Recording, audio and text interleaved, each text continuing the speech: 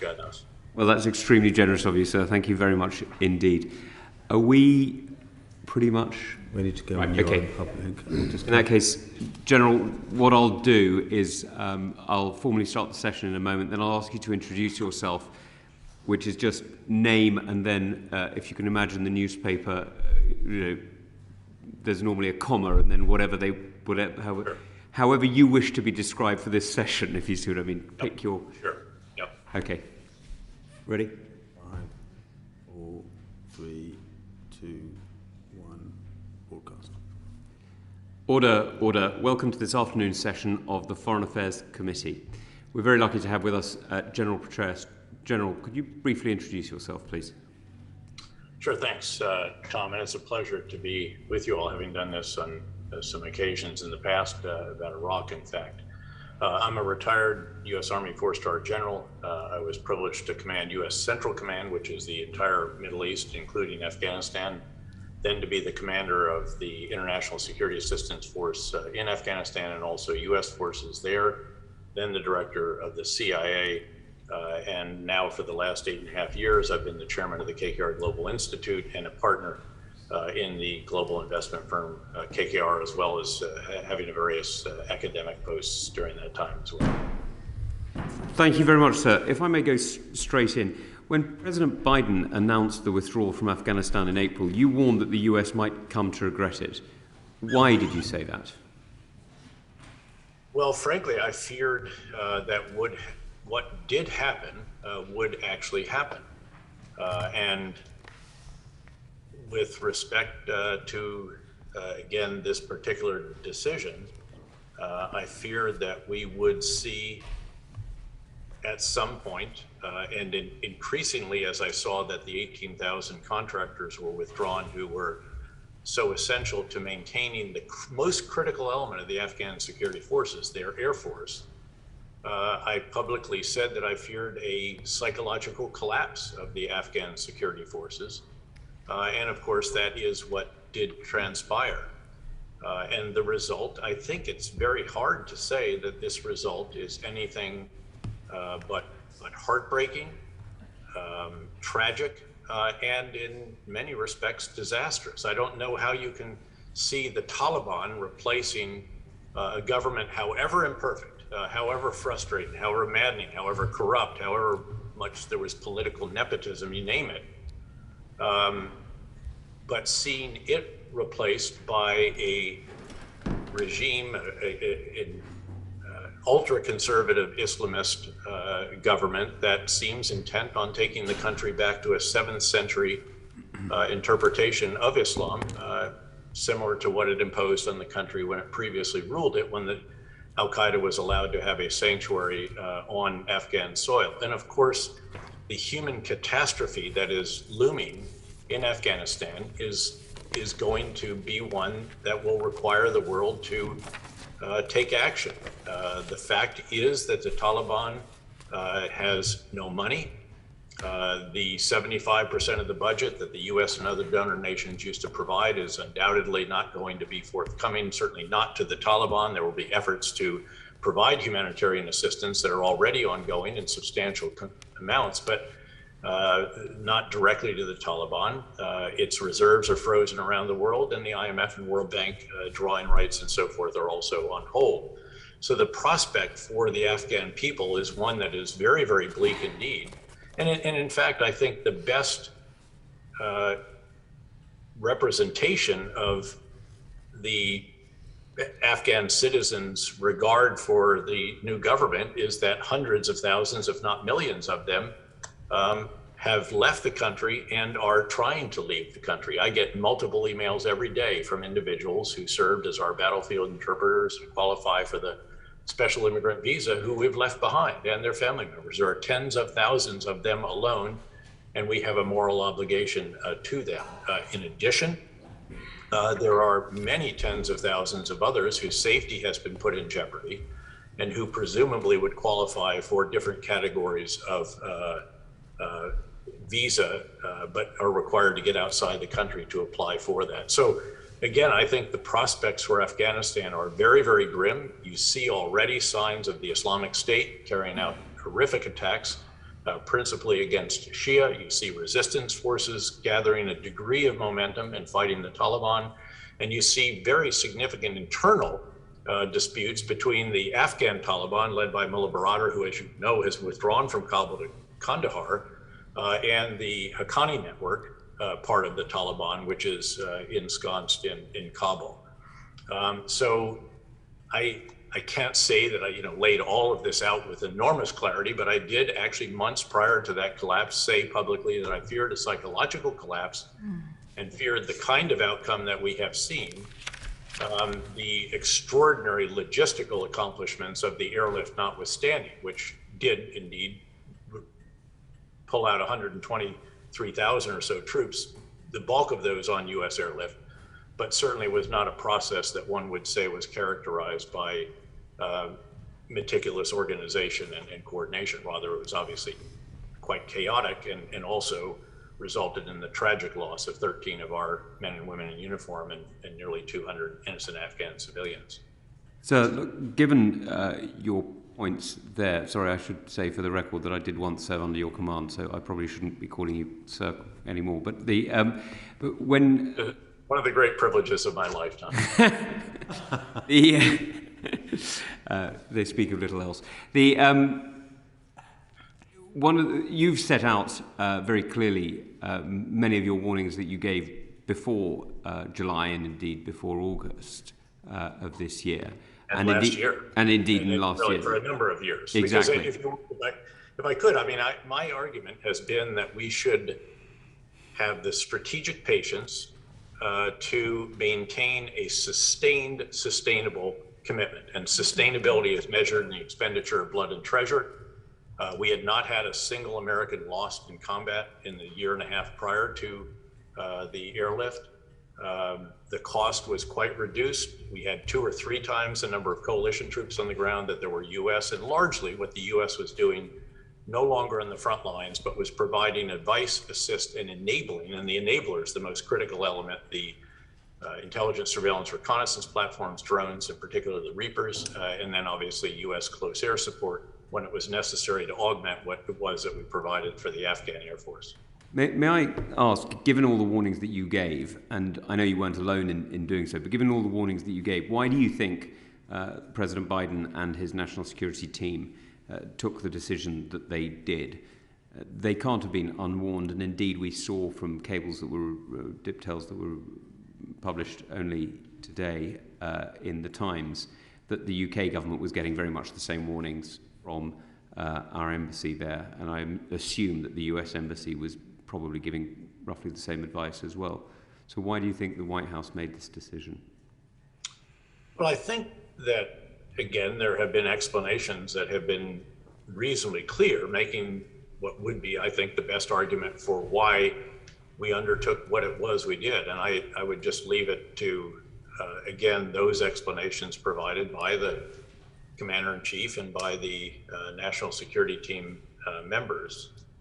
And of course, I was by no means alone. Again, the Dunford Commission, this was a congressionally chartered bipartisan commission that was co-chaired by a former Republican senator, as I recall, and former chairman of the Joint Chiefs of Staff and a former commander in Afghanistan.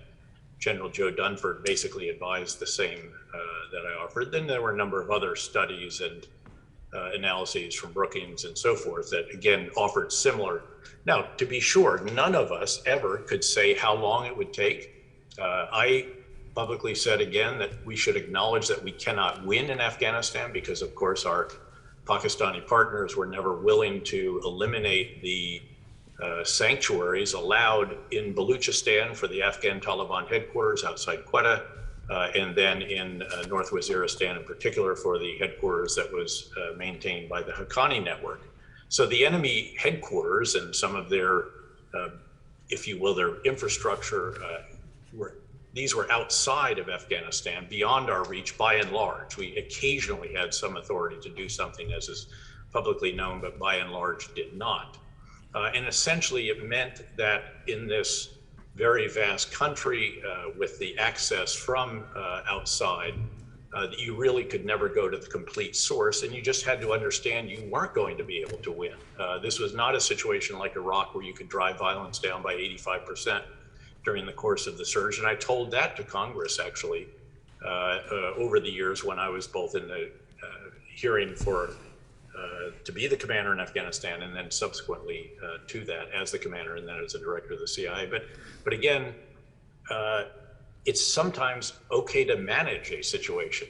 We are indeed, to be fair to this administration, they are doing the right thing literally all the way around the rest of the world when it comes to Islamist extremists, together with our partners, the UK typically foremost among them.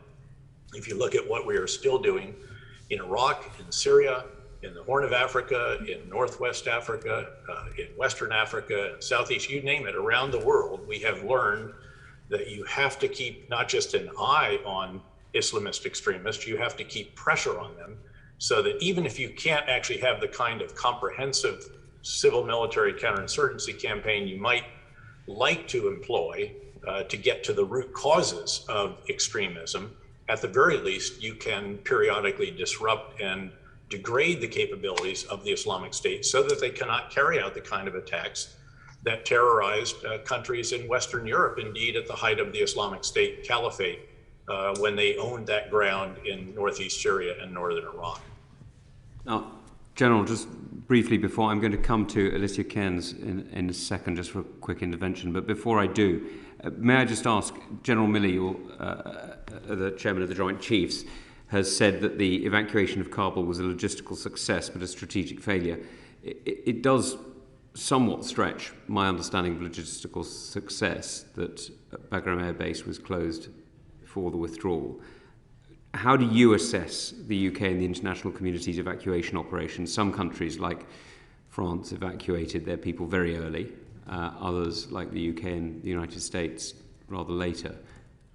How do you read the situation? Well, I think you really have to go to in a sense, the big ideas, the assessments of what would take place in particular, and ask if there were not some misjudgments in those categories. I mean, clearly the idea, at least with hindsight, although again, I should note that there were some of us who did actually say that we feared this psychological collapse of the Afghan forces, which did transpire. But the idea that you would withdraw your soldiers before you withdraw the diplomats, the American citizens, the green card holders, the special immigrant visa holders and their family members and others whose lives were in jeopardy because of their service with us. I might note with a slight degree of quiet pride that the CIA did carry out quite an impressive quiet evacuation, assembling people at a base that was very near Kabul and then taking them in through a special gate that was open just for that purpose, or flying them in helicopters. But by and large, I think the description that is merited is that of, I mean, it was a logistical marvel in some respects. I mean, the fact that you could just pull this many people out in such a short period of time, I think is an extraordinary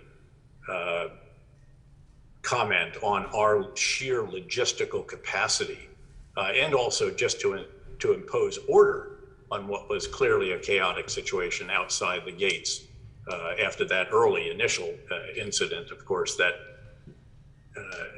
image of individuals hanging onto a C-17, but I prefer the image, or also would add the image of the C-17, the entire well of which was filled with civilians on the order of so many hundreds, that beyond what the capacity was for the seats, that they took the seats out and just lined them up. And the pilot said, "Just watch me, we'll get this thing off the ground." And he did. And he knew the capacity of a C-17, as you do as well, having ridden in them.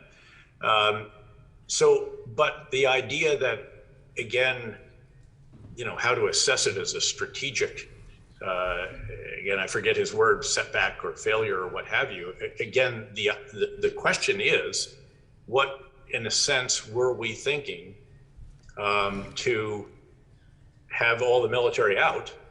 And clearly it was based on an assumption that the Afghans were going to continue to prevail certainly well beyond Kabul for quite an extended period of time. And obviously that was a serious miscalculation. The fact that the Afghans could not, without the 18,000 contractors, maintain these very sophisticated US provided helicopters, Black Hawk helicopters and Little Bird attack helicopters and C-130s and close air support aircraft that were crucial to the Afghan security force. And I might explain, just for your members and perhaps for those who might watch this, there has been much said about, well, we should have made the Afghan forces more like the Taliban, lighter, more easily.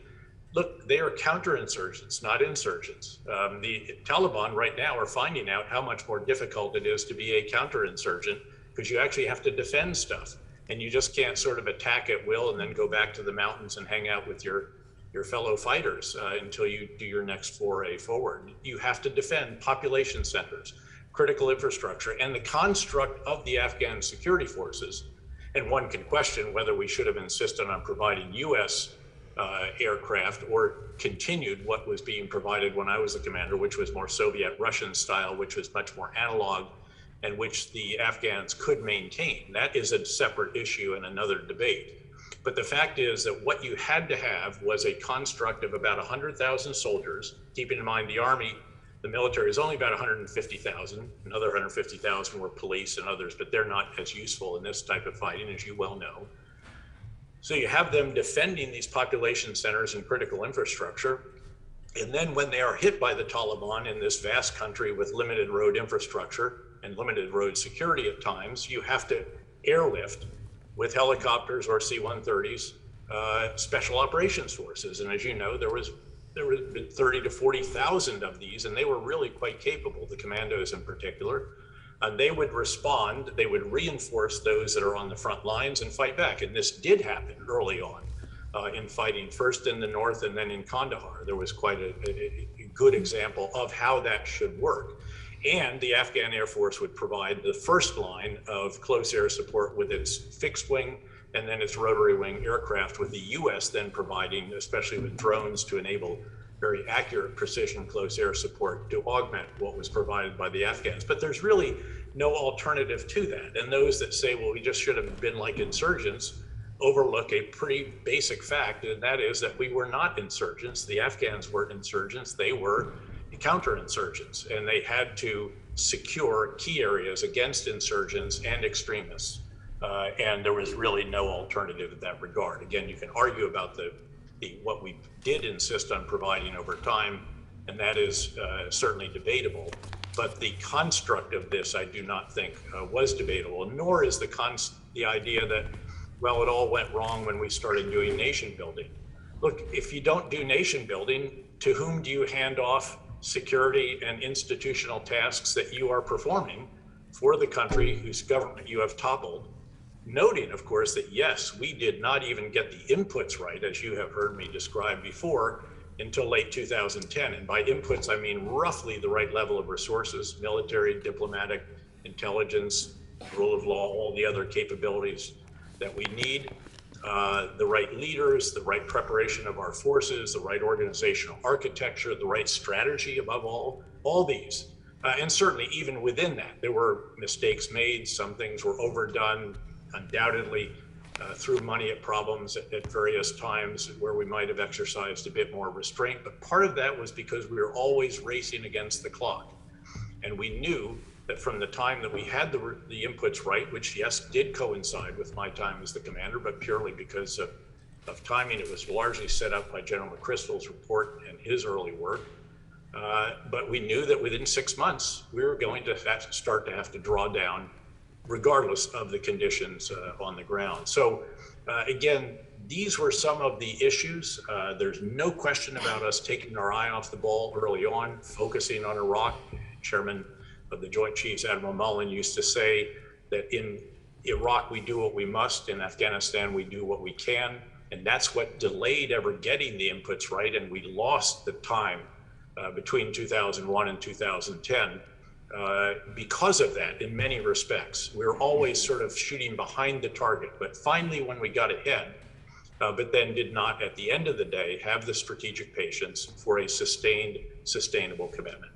Can I go to Alicia Cairns, who wanted to pick up on one of the elements you raised? Certainly.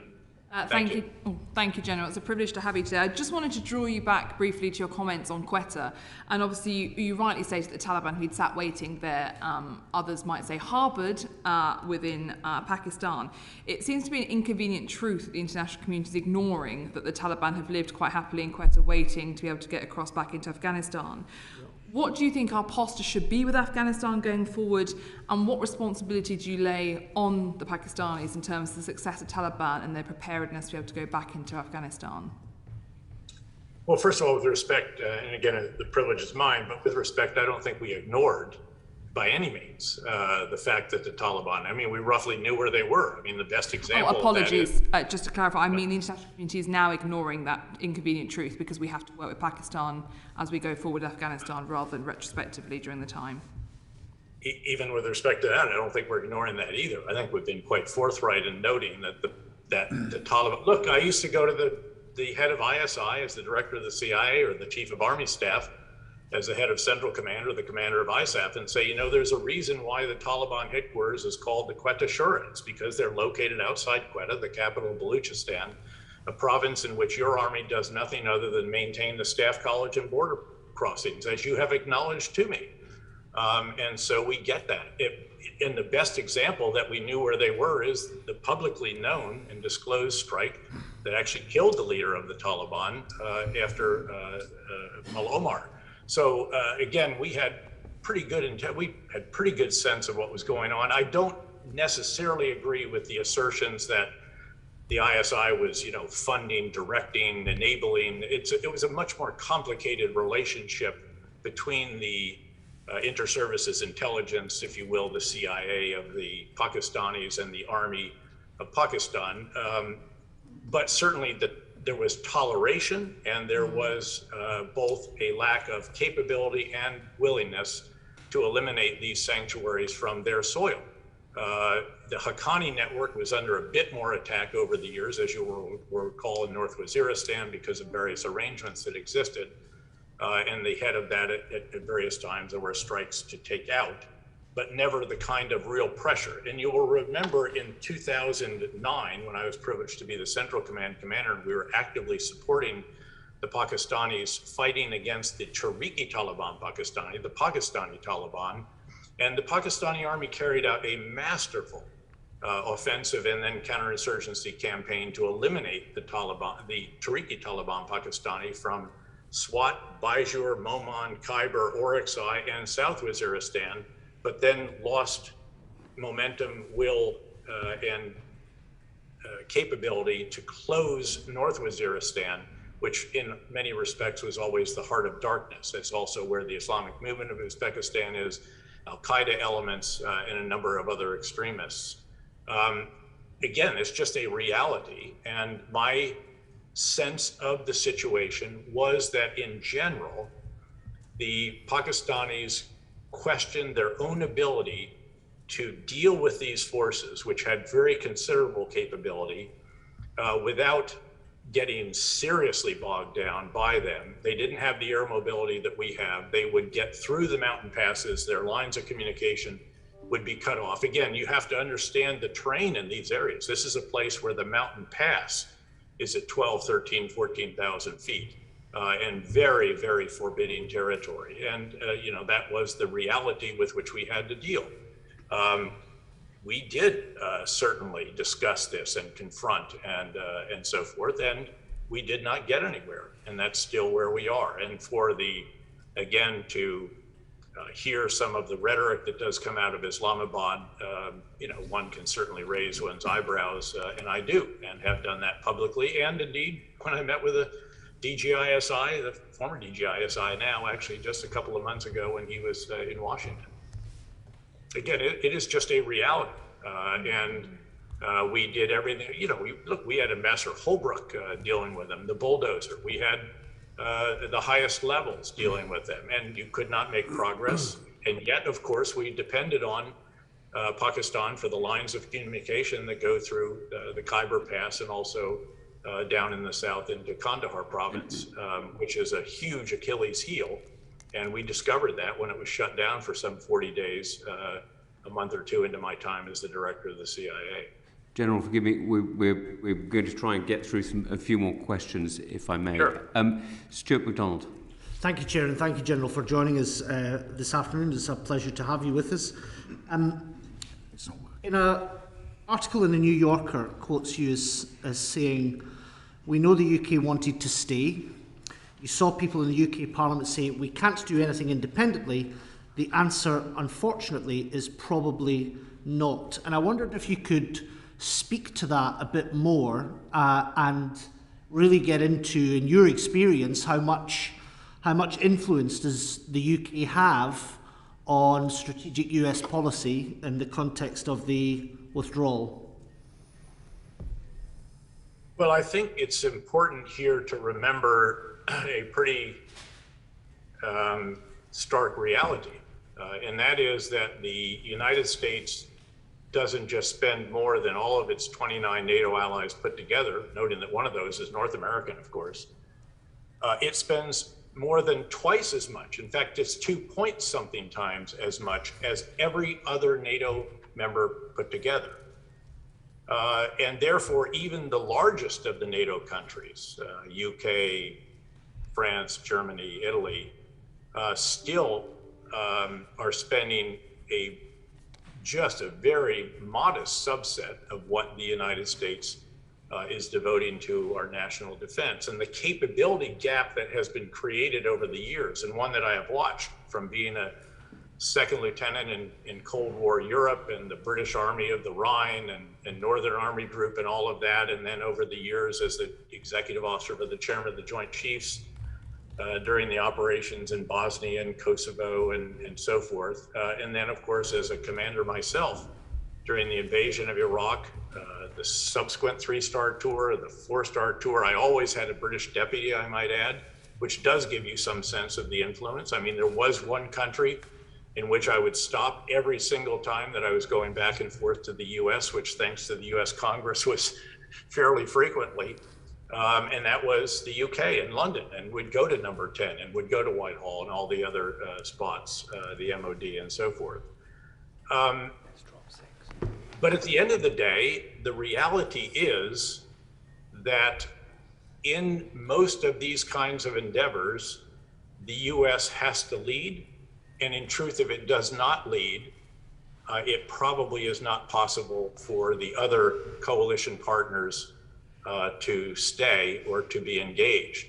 And that is, I think, that was reflected by the reality in Afghanistan.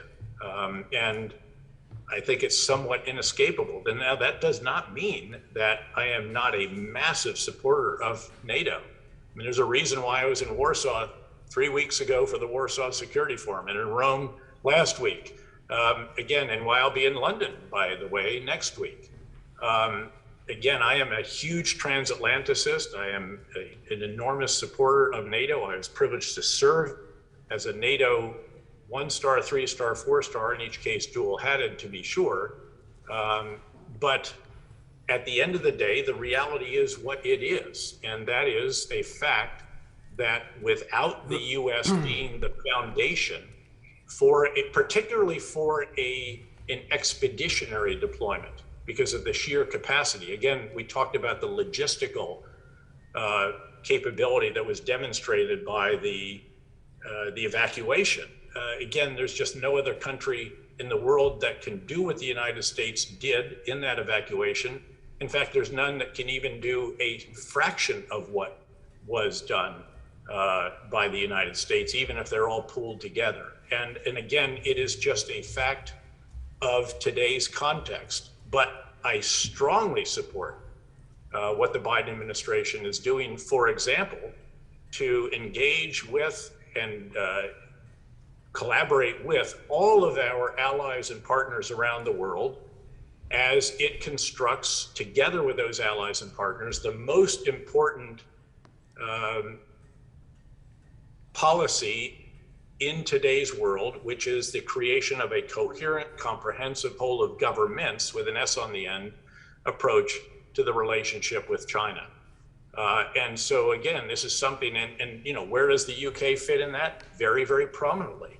Well, you've almost answered. The whole idea of global Britain is based on these unique characteristics and capabilities and attributes that Britain brings, the UK brings to the world, and it's why it has been that's why I stopped in London to and from Baghdad, Kabul, Qatar, you name it. You've answered the next question I was going to put to you on the ability of other allies to operate without the US, but can I take you forward slightly to the impact? Could I note just very quickly? I mean, there are some examples. The French in Mali is an example of that, but it's a very modest, and in fact, it is supported by about 1,000 US troops quietly. And by other partners, including, again, as I recall, the UK and other European partners. But even there is a degree of strategic patience that may not be present going forward for something that would seem to be sustainable. The operation in Libya is instructive. Remember, that was remember our president actually said we were leading from behind. We were allowing the UK and France to lead that effort. But at the end of the day, my recollection is that the US flew something in the order of 65% of the sorties, did all of the combat search and rescue, had to loan bombs to both the UK and France, I think, when their supplies were getting very short at one point in time. And at the end of the day, ultimately ended up being really sort of the linchpin for that whole operation anyway.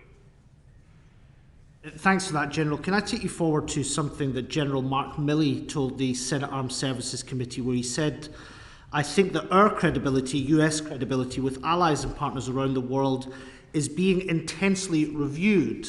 And I believe there's a comment here from yourself that was reported in the Wall Street Journal as saying, I don't think you can dispute that the outcome here is a blow in some fashion to our reputation and credibility. So we're practically at this point. Can you speak to what you think that means, what the withdrawal means, and the impact it will have on not just US and UK relations, but with other allies in NATO, and how will that affect broader US strategic interests? Well, that's a wonderful question, and I think a critically important question. Let me explain why. Because in the global context, in this most important endeavor that we are carrying out, again, US and its allies and partners for the relationship with China, we want to go to great lengths to ensure that there are no misperceptions or no mistakes, there are no stumbles into what could be actual conflict. And the way to ensure that is to ensure that you have robust deterrence. And as you know, deterrence is a function of a potential adversary's assessment of your capabilities on the one hand, and your willingness to employ them on the other. And of course, that latter quality rests on this somewhat intangible concept of credibility. I am one who believes that credibility is something that, again, it is not just in one situation, it does have implications elsewhere. The fact that we are perceived, whether it is actually even fair to the United States or not, because if you talk to the US national security team members, and I have, they will say, look, we consulted the daylights out of our European and NATO and other coalition partners on Afghanistan. Well, look, as I said, I was just in the Warsaw Security Forum. We had a lot of leaders from different NATO nations there. They did not feel that they were adequately consulted. Perhaps maybe it's just that after all this consultation, the US still reached a decision, a policy that was not supported or agreed with our allies and partners. In any event, there is a perception of inadequate consultation. And then unfortunately, the situation with AUKUS, which is, I think, an important initiative. That was my next question. But of course, and again, to be fair to our national security team, they thought that there had been adequate consultation between our great Australian partners and France, but obviously it turned out from the perspective of Paris, at the least, that was not the perception. And so you have a situation where the longest standing alliance in America's history, that which ultimately led to the French fleet blockading Cornwallis at Yorktown, and enabling us to win the Battle of Yorktown in 1781, which led to the Treaty of Paris. The location of that, again, significant. This longest standing relationship in our history has been somewhat bruised. Now, again, to be fair, the President, the Secretary of State, Secretary of Defense, every national security advisor have gone to incredible lengths to try to reassure our French partners and allies. They have sought to do the same with our European partners. They have all traveled out to the region. They were all over Europe. Last week, I guess it was, 2 weeks ago, Secretary of Defense is out there now. General, I wonder if I might... The reality is that we have to accept that, at the very least, there's a perception that our credibility is somewhat, again, at least called into question, intensely reviewed, whatever. So what do we do about that? And again, I think the administration gets what it needs to do about that. And I think they're actually intent on doing it. And I mentioned earlier, we're doing what we need to do everywhere else in the world. This was a bit of an outlier. General, I wonder if I might pick you up on that, because you've talked understandably about the US administration post-AUKUS. But of course, our inquiry is about UK government policy on Afghanistan. But given AUKUS has happened right in the shadow of that, do you think that the UK government, and indeed the Australian, but principally the UK government, have done enough? For example, you've just talked about the Secretary of State for Defence and the Defence Secretary for your government and the Secretary of State in the US government doing as much as they can to repair the relationship. Do you think the UK is doing enough to do that, to ensure that the alliance is not as bruised as it otherwise might be? I'm afraid I really don't have sufficient visibility of what your government may or may not be doing. It's hard enough for me to see to track my own government's actions and to some degree those of Australia, which I've been focused on a bit as well, since that's really the proximate issue here. I think the fact that the French did not withdraw their ambassador from London when it did withdraw them from Canberra and Washington perhaps has some indication and can help answer that a little bit. But I think that's one that your own government probably has to answer better than I might be able to. And I would note, again, it wasn't even just the Secretary of State, Secretary of Defense, and the National Security Advisor, and the President. I mean, it was really everybody. This was a full court press. There was a clear recognition. Again, I have heard from the members of this particular group in closed sessions, if you will, and there is a recognition of the need to do repair, and they have set about doing that. And again, I think by and large, and virtually everywhere else around the world, in a comprehensive way, that effort has been ongoing. Afghanistan is, though, a bit of an outlier in that regard. And it is one that, I think General Milley was quite forthright in saying that our credibility was being intensely reviewed. That was a rather diplomatic way for an infantryman to put it, in fact. Thank you very much. Thank you, Chair. Thank you. Thank you. Royston, did you want to come in? And then Henry, if you want. Sure. Thank you, Chairman. Thank you, General, for joining us today. It's a great honour to have you with us. You've talked about, I think in the media, about China and Russia and their potential involvement in Afghanistan going forward. How do you see the effects, the interests of China and Russia and Pakistan as a result of the Taliban takeover? Well, thank you. I might start with Pakistan, because I think this is a bit counter to what has actually happened. I think actually Pakistan is going to be the country under most pressure as a result of this. Again, you will recall that there was a degree of celebration coming out of Islamabad, a degree of, I don't know if I'd even call it gratification or something, but again, they certainly were not concerned by the Taliban takeover, to put it mildly. But now, because of this humanitarian catastrophe that we are going to see in Afghanistan, the logical recipient of the refugee flow is going to be Pakistan. And they can try to close the Khyber Pass and the other borders and all the rest of that, but there's many ways to get across if you're sufficiently desperate. And tragically, Afghans are already sufficiently desperate, and they are going to get even more so as foodstuffs and humanitarian assistance and so forth come up short. There's just no way. The economy has completely collapsed. There's no money available. The reserves are frozen. IMF, World Bank, not lenders of resort at this point in time. And there's no prospect, I don't think, that China would step in and provide the 75% of the budget that the US predominantly and some other major donors, Japan and the UK among them, have provided. So I think, again, I fear actually for Pakistan. I think it is already a somewhat fragile democracy in various respects. It's well over 200 million people. It has nuclear weapons. Again, I have concerns about the implications of this for Pakistan, noting that, of course, the benefits they used to receive from all of this transit and the other activity that was devoted to supporting efforts in Afghanistan, that is also gone. And again, they were a big importer of various foodstuffs and other items into Afghanistan. With respect to China and Russia, it's interesting that I actually see a lot of converging interests, not just between China and Russia, but also with the US, the UK, and a number of other countries. None of us want to see, again, this kind of humanitarian catastrophe. We don't want to see another geopolitical Chernobyl like Syria, the meltdown of a country that spews millions of refugees all the way into Europe, causing the biggest domestic populism challenges that European democracies have faced at the very least since the end of the Cold War. I'm not saying that is necessarily going to happen.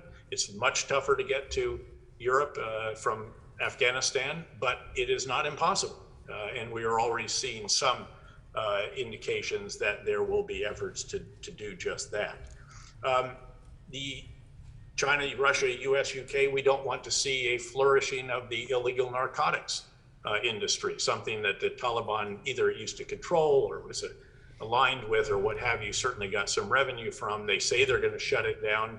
I'll believe that, of course, when I see it, because there are literally very few other crops producing any kind of items for export. Noting, by the way, there was a drought this year in Afghanistan, so they begin the winter season already with inadequate foodstuffs produced within Afghanistan, in addition to all the other problems that are coming about as a result of the Taliban takeover and the collapse of the economy. The lights could go out if they can't continue to pay for electricity from the Central Asian states and refined fuel products from Iran. Are they going to continue to receive those? I think a very good question.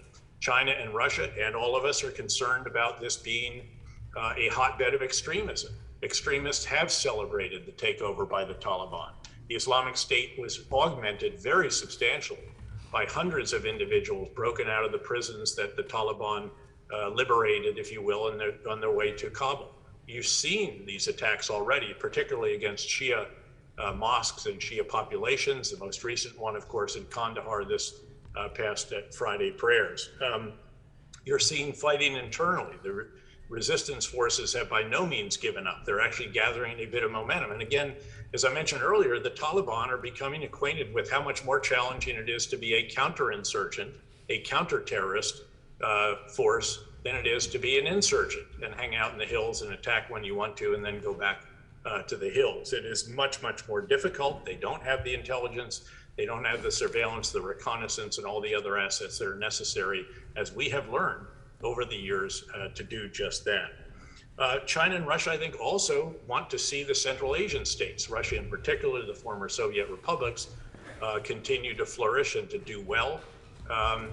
And then lastly, I just don't see China, again, rushing right in, even given the extraordinary mineral wealth. You'll recall when I was ComISAF, we did an assessment at the time that determined that the wealth in the ground was $2 trillion, so even more than 1 trillion in the ground. The problem, of course, is that the human, physical, and other infrastructure and capital just is not there, nor is the security situation sufficient at this point in time to see some big initiatives, much less the Turkmenistan, Afghanistan, Pakistan, India pipeline for natural gas that we envisioned when, again, I was the commander in Afghanistan.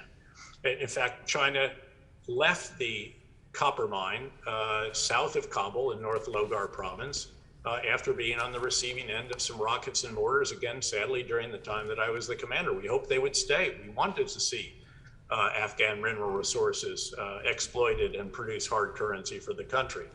But again, there will be a cautious approach to this. And of course, the Belt and Road Initiative, first of all, has drawn down somewhat in recent years. But beyond that, it is not one that gives money to a country. It is one that loans money to a country to do an infrastructure project that enables China typically to extract minerals or other resources or other services from a particular country, or enable them to build their infrastructure.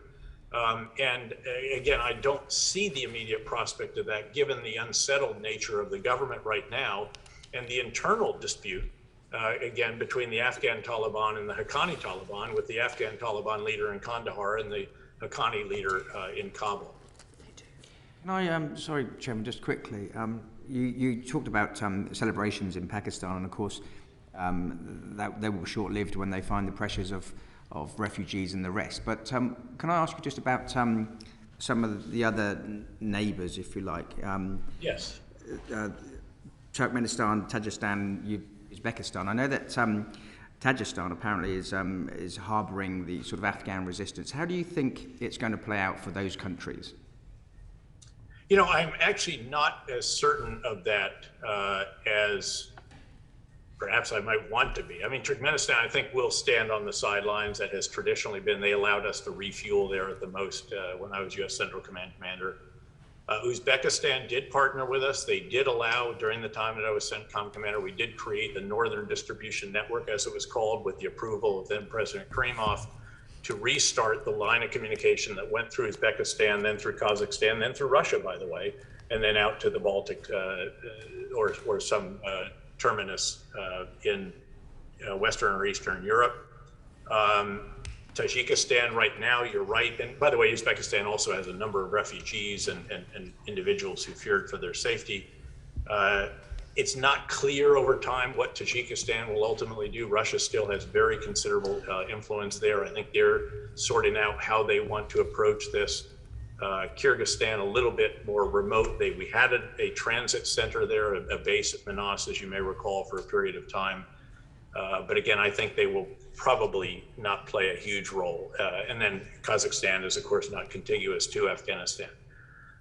So again, it is not clear to me yet, nor, frankly, is it clear that various countries around the world have yet made decisions about whether or not they want to support an opposition to the Taliban, as an example, which may have some slight attraction if you're not particularly fond of the Taliban, as I think is prudent to be, but also recognizing the hardship that could create for Afghan citizens at the same time. So I think these are very, very tough questions that by no means have countries in the region, much less countries around the world that have in the past resourced, say, the Mujahideen against the Soviets and this kind of thing. I think these are very open questions right now, and ones that are being reviewed pretty carefully in various capitals that matter around the world. Thank you. Thank you, Chairman. Henry, very briefly, we're going to have to let the General go in about 3 minutes. So very last one, if I may. General, it's a great privilege to have us with us today in the Foreign Affairs Committee. In discussions and conversations that we have had with the Pakistani government, clearly, as you correctly say, they were ambivalent or at best pleased at the Taliban takeover of Afghanistan. They are encouraging much closer diplomatic relations of Western nations like the US, UK, and others with the new reality in Kabul. What's your view on that, please? Well, again, I have to answer as the professor of economics that I was once or twice during my life that, it depends. And in this case, it depends on the nature of Taliban governance, it seems to me. There were hopes, they may now be seen as misplaced, perhaps, that this was going to be a kindler, gentler Taliban. At least their spokesman initially, seemed to present this, it would be a much happier place, if you will, for women, for girls, for minorities, all the rest of this than it was during the Taliban regime of the late 1990s, when they, of course, did harbor al-Qaeda and refused to eliminate them from their soil when the 9/11 attacks were planned there. And, you know, when they ruled as if it was a 7th century kind of interpretation of an ultra-conservative, beyond that even, interpretation of Islam.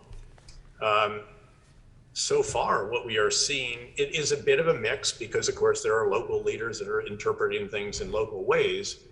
But by and large, I don't think you can look at what has happened and say that it's particularly encouraging about the ability of women to continue to go to college or to continue to go to even secondary school or to have a job other than in a place which is strictly female, like an attendant at a female latrine or a toilet or something like this. Again, very, very restrictive so far. And you know, by the way, I say this as someone who, my wife and I actually have sponsored a scholarship for a woman at the American University of Afghanistan. That woman is now in Qatar, by the way, studying because the prospects were so impossible in Afghanistan. So I think as we are seeing what is becoming the reality of Afghan governance under the Taliban, again, there will not be enthusiasm for endorsing what they are representing in the form of recognition or even in the form of direct assistance to the government. Rather, there will be what is going on already, which is how do you bypass this government and put aid into the hands of international organizations that can be trusted to get the humanitarian supplies, assistance, and so forth, services directly to the Afghan people, as difficult as that is in a country that is controlled by the Taliban in every respect and has checkpoints everywhere that will probably have a tariff and so forth. So I think that's the reality on the ground. I think it's understandable that Pakistan's prime minister and other leaders and foreign minister would say that we want you all to embrace, or at least to recognize, or at least to work with, to support the Taliban, because they are now staring the reality in the face of a humanitarian collapse and of the prospects of millions of Afghan refugees flooding into their country once again, and again, a country which has its own extremism problems and has many, many other problems and challenges, all of which will be exacerbated by this influx of huge numbers of humanity who need basic services and support. So I think very, very understandable if you're sitting where those in Islamabad sit, but not as understandable if you're sitting elsewhere in the world. Thank you. General Petraeus, thank you very much indeed for joining the committee this afternoon. I'm enormously grateful for your patience at the beginning as we were voting, and I'm enormously pleased to see you again. I hope very much we'll meet up soon. The pleasure was mine, Mr. Chairman. Noting again how privileged I was to have you in our command. Thank you, sir. Thanks for what you did then, and thanks to you and to all of you for what you're doing now. And thanks for the great partnership that is that between the US and the UK, and especially when it comes to those who are men and women in uniform and men and women in the intelligence services. Thank you very much, sir. With that, we'll break just for a very brief moment as we bring on our next two witnesses. I won't close the session. Michael, do you want to just step forward? And then, sorry, Ms. Miller, hello. Hello, I'm here. Good. We're sort of carrying on live rather than breaking and resetting, as I know that you're in place. Excellent. As before, I'm just going to ask you very, very briefly to introduce yourselves. Michael, do you want to go first because you're in the room? Okay. I'm Michael Semple, professor at the Senator George Mitchell Institute for Global Peace, Security and Justice in Queen's University, Belfast. I'm delighted to have that position. But I've had many years of experience working on Afghanistan and have seen through more than one big change like we've witnessed over the past 2 months. I started working there with Oxfam, went on to work with the United Nations, so I was a political. I was a humanitarian coordinator during the first Taliban rule, and then a political officer who helped to roll out the bond settlement and lay the foundations of the Afghan state, which has just collapsed. And then I worked as the deputy to this special representative for the EU. Thank you very much. Ms. Miller, would you like to introduce yourself? I'm Laurel Miller. I'm the director of the Asia program at the International Crisis Group, which is a conflict prevention, conflict resolution focused non-governmental organization. As for Afghanistan experience, I was the U.S. deputy and then acting special representative for Afghanistan and Pakistan from mid-2013 to mid-2017, and have also before and after that engaged in my own research and analysis regarding Afghanistan when I was at the RAND Corporation and in other capacities. Thank you for having me. Thank you very much. Michael, if I can go to you first, please. Mark Endwell, who, as you know, was the Cabinet Secretary here in the UK, has said that the withdrawal from Afghanistan was an act of strategic self-harm. Do you agree? Yes, absolutely. At least in the way it was conducted, I don't think it was necessary to maintain a military presence there forever. But I certainly do not think that the withdrawal was not a response to military defeat. Insofar as there was a defeat, it was a defeat which was brought about by the way in which the withdrawal was conducted. We're going to come on to a few more areas of this, but do you agree with General Petraeus' argument that maintaining a small, capable force of enablers was achievable in the longer term? I think it's absolutely clear, and I think that a lot of people will be struggling as to why that option wasn't exercised. I suspect that there were also options that enablers would have been over time rendered redundant. So you would have had still a full military withdrawal, but not in May or September of 2021. I think the key issue as to why this didn't happen all revolves around what was happening politically in terms of the relations with the Afghan government and the broader Afghan state, and what was happening politically in the attempt at a peace process with the Taliban. So I've no doubt that it would have been possible to maintain enablers there. I suspect that it would have been possible to stable the security situation as long as they were there. But the question is, what would have been achieved during that period? I think that significant course correction would have been required for it to be worthwhile staying there. But I suspect that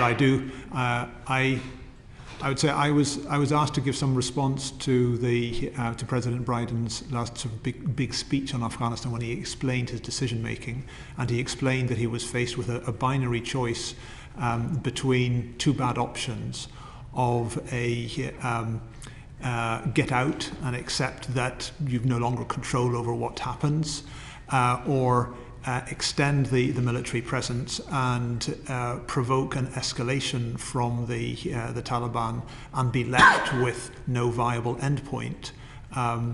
I think that there were alternatives which would have led to a reduction in the conflict, primarily through political action. But I suspect if the president felt that he was choosing between those two bad options, it's because he was not convinced by or was not offered in a sufficiently persuasive way the third option, which was you continue to do something with the military, but for a finite time with a good prospect of success. Thank you very much. Ms. Miller, may I ask you, what influence do you think the UK or indeed other allies had on this decision?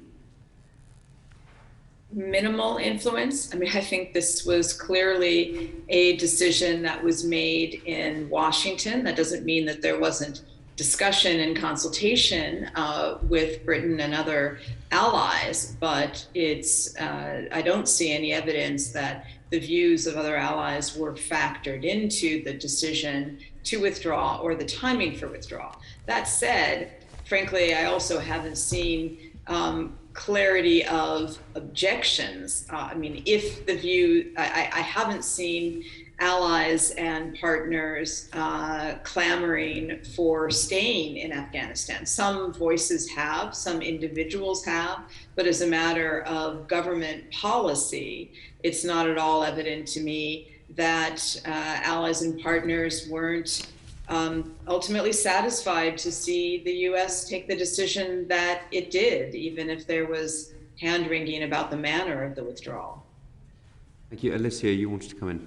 Thank you, and thank you both coming for us. Michael, to you first. In terms of, what's your assessment in terms of the speed of the takeover by the Taliban across Afghanistan? And how do you feel the international community should be engaging with or responding to the anti-Taliban opposition that exists? When you ask me how I assess the speed of the Taliban takeover, yeah. I'm sorry, in terms of the public assertions that the international community couldn't have expected it to be so quick, and the intelligence community didn't either. Well, I think that we've got to sort of look back through at least the past 3 years, and there are different ways in which either there were failures of intelligence or failures to use the available intelligence during that period. From September, October 2018 up until February 2020, of course, there were the first set of negotiations between the US team and the Taliban, trying to get the US-Taliban deal. I think everybody struggled to make sense of what the Taliban strategic intentions were. There was a sort of like a chance to look at that again after the deal was done at the end of February 2020. It became absolutely critical, and I would take it, say, go from March 2020 up until May of this year. And I think the question that you should be asking of, whether it be myself or people who are there making decisions, is how did you understand the Taliban's strategic decision, the strategic intent, and how did you respond to any such assessment? Because what the US was trying to do, as far as I can understand, and obviously Laurel Miller knows a huge amount about this, was what the US was trying to create conditions in which they could actually pull their troops out and leave some kind of viable political setup, because they had brought the Taliban on board and offer. There's a key logic to it, basically saying to the Taliban, rather than trying to grab everything for yourselves, far better for you to cut a deal with the other political forces in Afghanistan. You will then win the blessing of the countries of the region and the world, and even with US troops out, or possibly if you together asked for some kind of residual assistance, that also would be possible, and that might be on the table, but there will be a continuation of economic assistance, and this is actually better than military victory. And the attempt was to get them to buy into to this logic. And so if I'm talking about sort of issues around that, intelligence and the Taliban takeover, it's how much, what did we understand about their intent there, and whether they were taking the bait or not. My assessment during that period was that, I like the logic that my findings from researching the Taliban suggested that the leadership of the Taliban had not bought into that logic and had prioritized taking power by force, and that their main backers in Pakistan were not putting enough pressure on them to make them to actually take the bait. Although obviously there was a huge amount of cooperation between the US and Pakistan into rolling out that negotiating process. So that's the key issue as you get round until May of this year, which is when I would, because you had like an ongoing military campaign by the Taliban, and I had multiple interactions with senior U.S. officers in the field, U.S. officials during that period who were hoping they could somehow reduce violence, persuade the Taliban to reduce their violence, and we tell them, look, it's not happening. But then when you get to the final stage from May of this year, the Taliban launched their final offensive. And that's that's an outcome of the strategic intent which they anyway had. And by that stage, what you have to be looking at is assessing the strategic decision making by the Afghan government, their response by attempts from their partners, particularly the US, to actually say, hey, switch course, because of I'm sure that people like General Miller have been trying to tell them that you've got to redeploy, you're not going to have our resources, we're getting out, you can't hold on to the country, but if you can hold on to the key strategic areas. So I think the intelligence questions there are not so much what the Taliban is doing, but they're around what the Afghan government is doing, how they're redeploying their forces, and in a sense that the speed of collapse has got as much to do with the failures of the Afghan government and its security forces to respond to that final offensive, and the inability or the reluctance of the US to do what was necessary to get their partner to change course, and hence we get the collapse. So when I try to then again make sense of where this intelligence failure and linked policy failure, it was when the Taliban didn't do what all of us in one way or another involved wanted them to. They didn't do that. That we failed to invest in an adequate parallel alternative strategy, a plan B.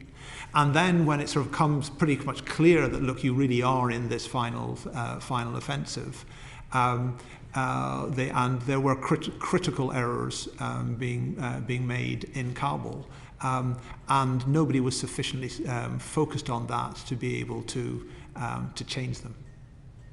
Thank you very much. Laura, I don't know if you want to add anything to that, and particularly I'd be interested to know whether the opposition, the anti-Taliban opposition, whether you're seeing them pop up, whether they're trying to talk to organisations like the International Crisis Group, what your assessment is of essentially their current situation.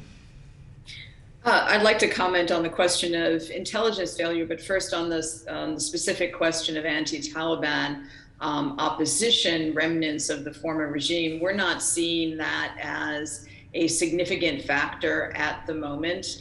This is not the Northern Alliance of the 1990s with the kind of external support within the region that it enjoyed at that time. I think we're seeing in the region and more broadly much more of an inclination to find ways to work with rather than against the Taliban rulers of Afghanistan now, at least for the time being, and that is different than what we saw in the past, even though there haven't been countries rushing to recognize the Taliban formally, because no one wants to jump first. They want to jump as part of a group. I think we see an inclination in that direction, and as soon as there's an opportune moment, I think we will see a number of recognitions of formal recognition of the Taliban regime and a lot of de facto recognition and working with them until that time. But it has to be said, I mean, we haven't seen the end of history in Afghanistan. And so I am certainly reluctant to predict the indefinite durability of a Taliban government that is facing a lot of internal and external challenges of different kinds than they have faced before. And so past performance is not entirely a guarantee of future performance by this government. They're going to experience new challenges. some of which General Petraeus alluded to, of being now a counterinsurgent rather than an insurgent group, and a government rather than an insurgent group. But also they have their own flanks to worry about in terms of other militant groups. On the question of intelligence failure, my view is there was not an intelligence failure, because what happened was not a surprise. I mean, as any policymakers know, and as I'm sure the committee members are well aware, intelligence assessments are probabilistic assessments. They are not predictions of the future. And even if intelligence agencies and analysts got it somewhat wrong on what the specific timing was for how quickly the Afghan government would collapse, the trajectory of collapse was predicted. I mean, no one was saying, and none of the public reports of what the intelligence have said have indicated that intelligence analysts said this government is sure to hang on and just provide it some money and it will. It was a question of when, not if. And I can't imagine, I mean, having those assessments, but I can't imagine that they weren't caveated in some way to indicate the probabilities. My own view, and I said this many times before it all happened, was that there was a genuine probability of rapid downward spiral, of rapid collapse of the Afghan government that has much to do with the Afghan government and a lot of individual decisions within the Afghan security forces that could not be assessed and calculated as it did with anything that the Taliban was doing. It was two sides of a coin. I thought, as many did, that it was somewhat more likely that the Afghan government would be engaged in a pitched battle for urban areas with the Taliban over an extended period of time and wouldn't collapse so rapidly.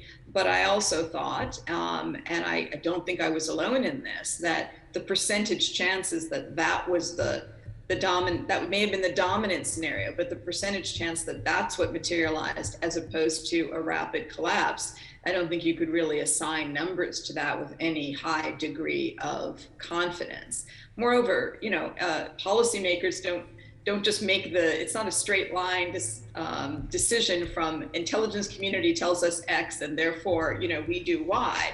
There are lots of inputs, including what diplomats say in their reporting, what external analysts say, and what policymakers themselves observe. And intelligence assessments are only one input to decision making. So my personal view is that overemphasizing what was or wasn't said in some particular assessments of how rapid the collapse could be were incorrect. I mean, when I was in government, even as early as, I would say, in the 2014-2015 timeframe, when the US was anticipating that it would be withdrawing from Afghanistan by 2016, and we were doing contingency planning for possible evacuations, rapid downward spiral and need for rapid evacuation of large numbers of people was absolutely a scenario that we anticipated as a possible scenario. And because it was our view at that time that a decision to withdraw forces and the beginning of withdrawal would provoke a crisis of confidence within the Afghan security forces and the Afghan government and among the Afghan population. And that was at a time when the Afghan government was stronger and the Taliban was weaker than what the situation was in 2021. So again, couldn't predict it with precision, but at the same time, not surprising. Thank you, and thank you both, and I apologise that I have to leave in a moment. Thank you. Thank you both. Chris, do you want to come in? Just briefly, the bit that confuses me about what you've just said is I've heard of intelligence which said very clearly, round about the beginning of the year, that although the Afghan government maintained that it had 50,000 special forces based in Kabul, only 500 would ever be prepared to fight. I don't understand why, on the back of that, everybody wasn't able to predict fairly clearly, and some people clearly did predict fairly clearly, that Kabul wasn't going to last very long. Well, that's a question I directed yes. to me? I think yes. I mean, the will to fight issue. First of all, I want to be clear that questions about, you can raise questions and examine questions of will to fight without it being about blaming individuals within the Afghan security forces. This isn't about their patriotism or their bravery, and at least not in any kind of systematic way. The unpredictability of will to fight is part of what I would point to when I say that there was a huge amount of uncertainty as to how long the Afghan government would hold on and whether you would see a rapid collapse. Because I did not believe, I never believed in the years that I've been involved in this, even when there were many more US and NATO forces in Afghanistan in contact with Afghan forces. I did not believe it was possible for foreign forces to have their finger on the pulse of the will to fight among the Afghan security forces rank and file, and what kind of factors would lead to decisions to melt away, as has happened in other Afghan conflicts at other points in time, as happened in 2001 with the Taliban. But if you don't mind me saying, that's a bit of a flaw when it comes to an exit strategy, isn't it? Well, or it's just a reality of the limitations of your ability to know what is really happening inside the Afghan systems and institutions that you as a foreigner are just going to have limited visibility into.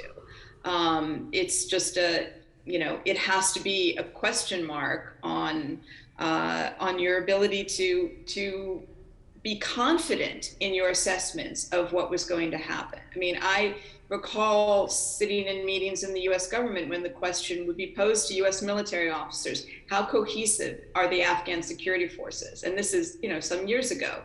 And they would say, very cohesive, no problem there. And I would think to myself, how do you know?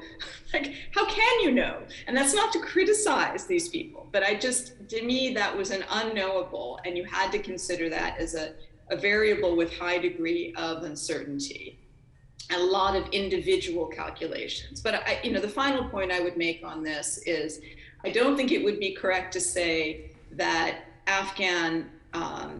that members of the Afghan security forces failed the system or failed the country. I think it was a system that failed those individuals. And the system wasn't there that once you pulled out the American factor, the NATO factor, that had both a psychological impact, a psychological glue, as well as a practical material support for the security forces, they lost confidence in the ability of their leaders, their system, to support their mission and to lead their mission. And so that's why I say I think it was a system that failed the forces rather than forces that failed the system. Michael, can I ask you a slightly different question, which is just, as I understand it, the Afghan economy is somewhere between 72% and 82% constituted of aid.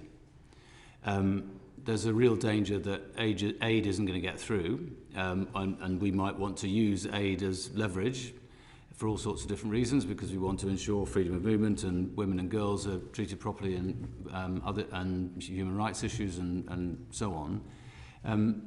It feels as if the prospect for Afghanistan is really very bleak, and that civil war is a not inconceivable possibility in the next 6 months. And I think this relates also to the bit of Alicia's previous question that I didn't get to answer on the resistance, or what happens next. So, putting these together, yes, Afghanistan does face an unprecedented economic crisis. In terms of what kind of drop in GDP you're talking about, something like halving of GDP, over a period of 1 or 2 quarters, way beyond anything that any country in modern times has had to cope with. Because it's not just a question of aid which was provided government to government or through the agencies. What we've lost is the infrastructure of the modern economy that had been put in place has just... The middle class to deliver it. Absolutely. So like 1 million people thrown out of work because government stops. But also in my UN role back in the first period of Taliban rule, one of the things I did was I was tasked to assess the humanitarian impact of sanctions then in place, which one version of which now continues. And one of the things I looked at as sort of the fact that in that period, before sanctions were imposed, the banking system was already non-functional. So the Afghan economy, insofar as it functioned, was already operating unbanked. Over the past 20 years, we've helped Afghans develop a banking system. And so everybody who's involved in international trade in Afghanistan, and of course it's a trading country, they're now all banked in a way that they weren't 20 years ago. And then suddenly all the banks have closed. We've got like one bank is just managing to move a wee bit of money, but basically in effect, all the others have stopped trading. And so it's not just that governments aren't providing assistance. It's if you go to like the main trading cities up in sort of in Mazar, the ones around the other port cities like Akina and Kandahar and so on, that most of the business has just simply stopped. So that the way that the Taliban therefore that impacts the Taliban on their attempts to run the government, of course, is that they've come to power, and that the people who now moved into the ministries really say, we've fought this 20-year jihad, we've defeated a great superpower. Now I'm in the minister's seat and I've got no money. I've got no food to give to my followers, and I've got no money. And literally, I mean, people go around and visit Taliban ministers and they say, can you lend me a $5 while you're here? I mean, it's that kind of level. Or I've just captured 100 pickup trucks, but I don't have any fuel to put them in. That they talk to Taliban officials who are struggling with responsibility for whole regions of the country, and they feel under siege by widows or women who tend to do this with the submission of the applications for assistance. Say, what can we do with them? I mean, part of the model I think that Taliban are pushing. They've got it was like sort of two versions of their model. One's simply in some of the places where some of my researchers have listened to Taliban officials. They've basically said, "Don't worry, we don't." Or they said to the population, "You have to feed our troops now, even if you've got almost nothing yourselves. But you have to give money to our troops. Don't worry, it won't last for long.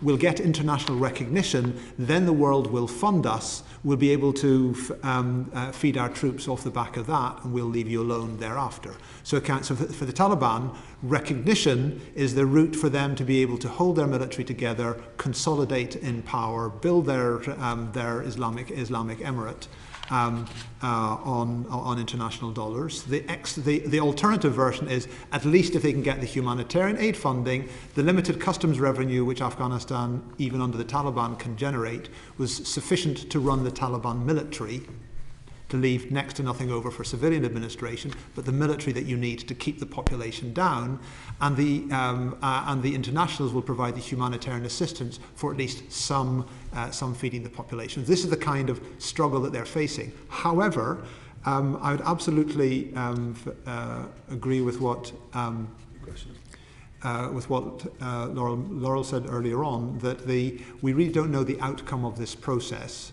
And although the Taliban clearly fully intend to consolidate their Islamic Emirates' grip over the country, whether they can pull it off, we don't know. You mentioned civil war. My reading of it is there is already a civil war underway, and the question is, what's the route to ending that civil war? And on the issue of resistance, that there already is resistance to Taliban rule. One should remember that this is not just it's not just a replacement of one group by another. This is a violent takeover by a group which has got an extremely limited ethnic base of support, which has never demonstrated any significant support amongst the population. It's their military effectiveness which has allowed them to get into power. They have already in the first 2 months governed in such a way that they're succeeding in alienating not just much of the population, but even many of their own people who are questioning what it was all about. There's deep concern inside the Taliban movement since the power grabs by the Haqqani group and people who are closer to the ISI than the core Taliban from Kandahar. They're deeply worried by that. The latest version of the Northern Alliance, you could just label it National Democratic Forces. I mean, National Democratic Forces, people who've got do have a power base, particularly in the non-Pashtun ethnic groups, and then some of the Pashtun strongly opposed to the Taliban. I mean, they are reorganizing. They're prioritizing political action before they scale up the military action. They say they want to try and get back to a broad-based government. They don't think it's likely the Taliban are going to buy that, but they feel obliged to prioritize political action before they go back to the battlefield. The timing for people look around and say, oh, there isn't resistance to the Taliban. If there is military action, it comes further down the road. They're building, they're rebuilding, they're rearming. Unfortunately, that's a reality. It's not decisions made in this room or any Western capital. It's something which, in a sense, the Taliban have triggered, because that was also the logic they were told. Don't do this. Don't do the power grab. Resistance will be inevitable. One of the differences, perhaps, between the prospects this time is the Taliban may not have changed over the past 20 years, but the Afghan population has. So that there is a significant prospect for civic resistance against the Taliban. What are the Taliban going to do when hundreds of thousands of people say, you people precipitated this economic crisis by defying the wills of your population and the advice of all your own international partners, let alone rivals, stand aside. What are they going to do? They can't shoot everybody. Nobody knows what's going to happen into resistance. We know there is resistance happening. I think it has implications for this issue about how do you engage. The Taliban are not the only actor in Afghanistan. We don't know what it's going to look like in 6 months' time. Anybody who is trying to engage with the Taliban should also be engaging with the other forces in Afghan society. You need to spread your bets. Can I go straight on to that, to Royston? I know you wanted to ask about British engagement with the Taliban. Yeah, I did. I mean, I was going to ask about how we should consider the Taliban a unified group, but I think you've answered that they're not. And in that context, then, how should we deal with them? What does the international community, what leverage does the international community have? Just a few thoughts on this. First of all, the Taliban are in power. Afghanistan still counts. It is important to deal with Afghanistan. One part of that has got to be dealing with the Taliban. So yes, you have to engage with the Taliban. I think if you accept my assessment that this is not an equilibrium state, that the Taliban hanging on to Afghanistan. With the having defied all calls for some kind of inclusive administration, it's just not going to work. And there is a real risk that international engagement with the Taliban actually prolongs the agony by helping them to hang on longer. So I think a recommitment to a peace process in Afghanistan, which reach that stated objective, of a broad-based Afghan government with an inclusive political system, with the Taliban on the inside rather than the outside, broadly acceptable to the population and able to conduct its dealings with the international community. That's the sustainable end state in Afghanistan.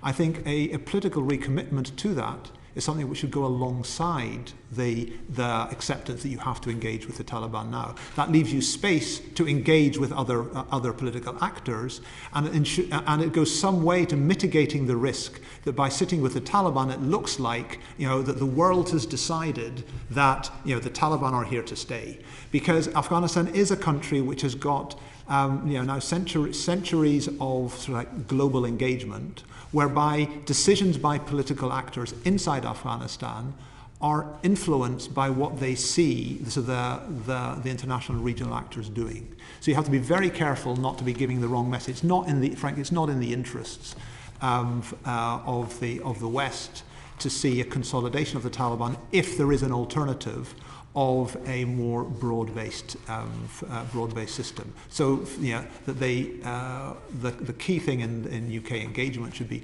do it in such a way that increases the prospect of a viable peace in Afghanistan rather than just prolonging the agony, prolonging the civil war by propping up the Taliban somewhat.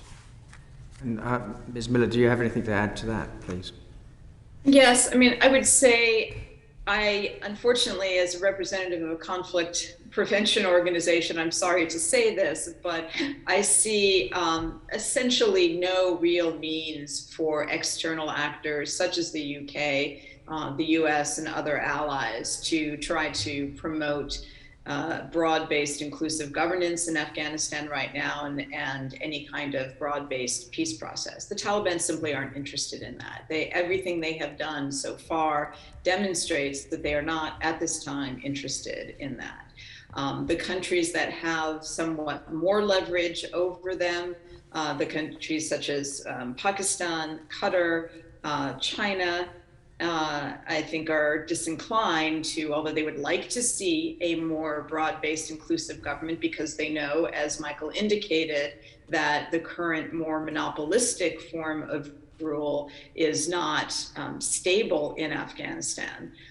They are not prepared to use any kind of really forceful leverage over the Taliban in order to achieve that. They're not prepared to withhold from the Taliban this kind of de facto recognition that they are enjoying now. The aid that that Europe, the US, and others, the traditional donors, could provide is marginal leverage over the Taliban at best. They are not showing that they are susceptible to that form of leverage. I think humanitarian assistance is not being used and should not be used as leverage. It should be provided on a completely non-political basis. And I think that at the end of the day, the Taliban, because what they are prioritizing is holding on to power and satisfying constituency number one, which is the fighters who brought them to power and on whom they depend for continuing in power. They, I think, are prepared to tough it out, to facilitate the acceptance of humanitarian assistance, and then to be prepared to rule a steadily more impoverished Afghanistan and to adapt to that impoverishment. And although Afghanistan has changed in the last 20 years, I think it would be a mistake to see those changes as permanent and somehow a buffer against regression. How do we get humanitarian aid to where it needs to go then, without the Taliban preventing that or taking that or siphoning it off somehow? I mean, there's always some siphoning that happens in some fashion, or at least in the sense of taking credit for the delivery of aid that is actually provided by foreign donors and international organizations. But there are international organizations, UN agencies, international NGOs who are still on the ground in Afghanistan, who have worked there for many years, including during the former Taliban rule in the 1990s, and who have the systems in place to be able to deliver humanitarian assistance. So I don't see any great obstacles for what is purely humanitarian assistance to be delivered. I do find it surprising that the UN's appeal for humanitarian aid for just the remainder of this year, as of last Friday when I checked, was still less than 50% filled by donors, even though that is the one area where donors can, without too much concern about facilitating Taliban rule, provide support to the Afghan people. So there's more that donors can do on that front, even while other forms of aid are problematic. But of course, humanitarian assistance is only a mitigating measure. It's a bandage kind of measure. It's not going to reverse the trend of greater impoverishment of Afghanistan and the economic problems that Afghanistan is facing, which have both political and practical dimensions. And I think for Western donors, the political obstacles to providing the kinds of assistance that were provided to the last government, which, it has to be said, didn't prevent the kind of fragility that we're now seeing materialize. I think the political obstacles there are, you don't need me to tell you, are extremely significant, in addition to the practical ones of trying to work with a not fully formed, not fully competent Taliban regime. Thank you. Thank you, Chairman. Bob. Can I ask a question of Laura and then a couple of questions for Michael here? Laura, can I just, and apologies, I've come in late, so apologies if you already answered this. You were talking about the collapse, the moral and the various reasons for the collapse of the Afghan forces. To what extent was the withdrawal of Western technical ability part of that? And the reason I ask that specifically is because of the nature of the way that the US used overseas contractors. So if you had a helicopter or a helicopter capability, the Afghans weren't necessarily part of that because the helicopter came with a contractor, and as soon as the money dried up for that, whether the helicopter stayed or not, the contractor wouldn't service it, therefore you couldn't use that kit. So to what extent did our sort of lack of trust of our Afghan partners mean that when we pulled out, the expertise needed, especially with drones and air power, went with it? That was for me? Or? Yeah. Yes, please.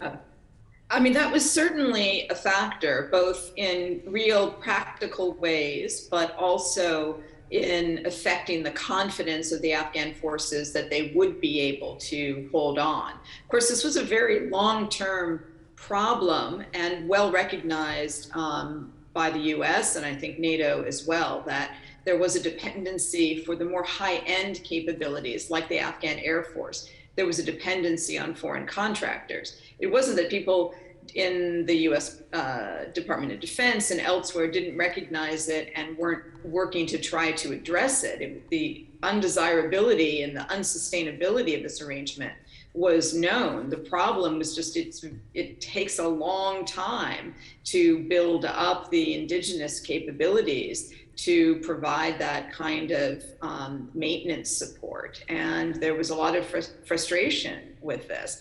And there was also a lot of frustration with the fact that these high-end forces were being, over a long period of time, particularly the Air Force, used in ways that really just ground them down and created and redoubled the maintenance challenges that there were. I think you could say, and again, I don't put this on the Biden administration per se, because I think it would have taken much longer than the period of time they were in office to deal with this. But I think you have to say there wasn't really a plan for withdrawal.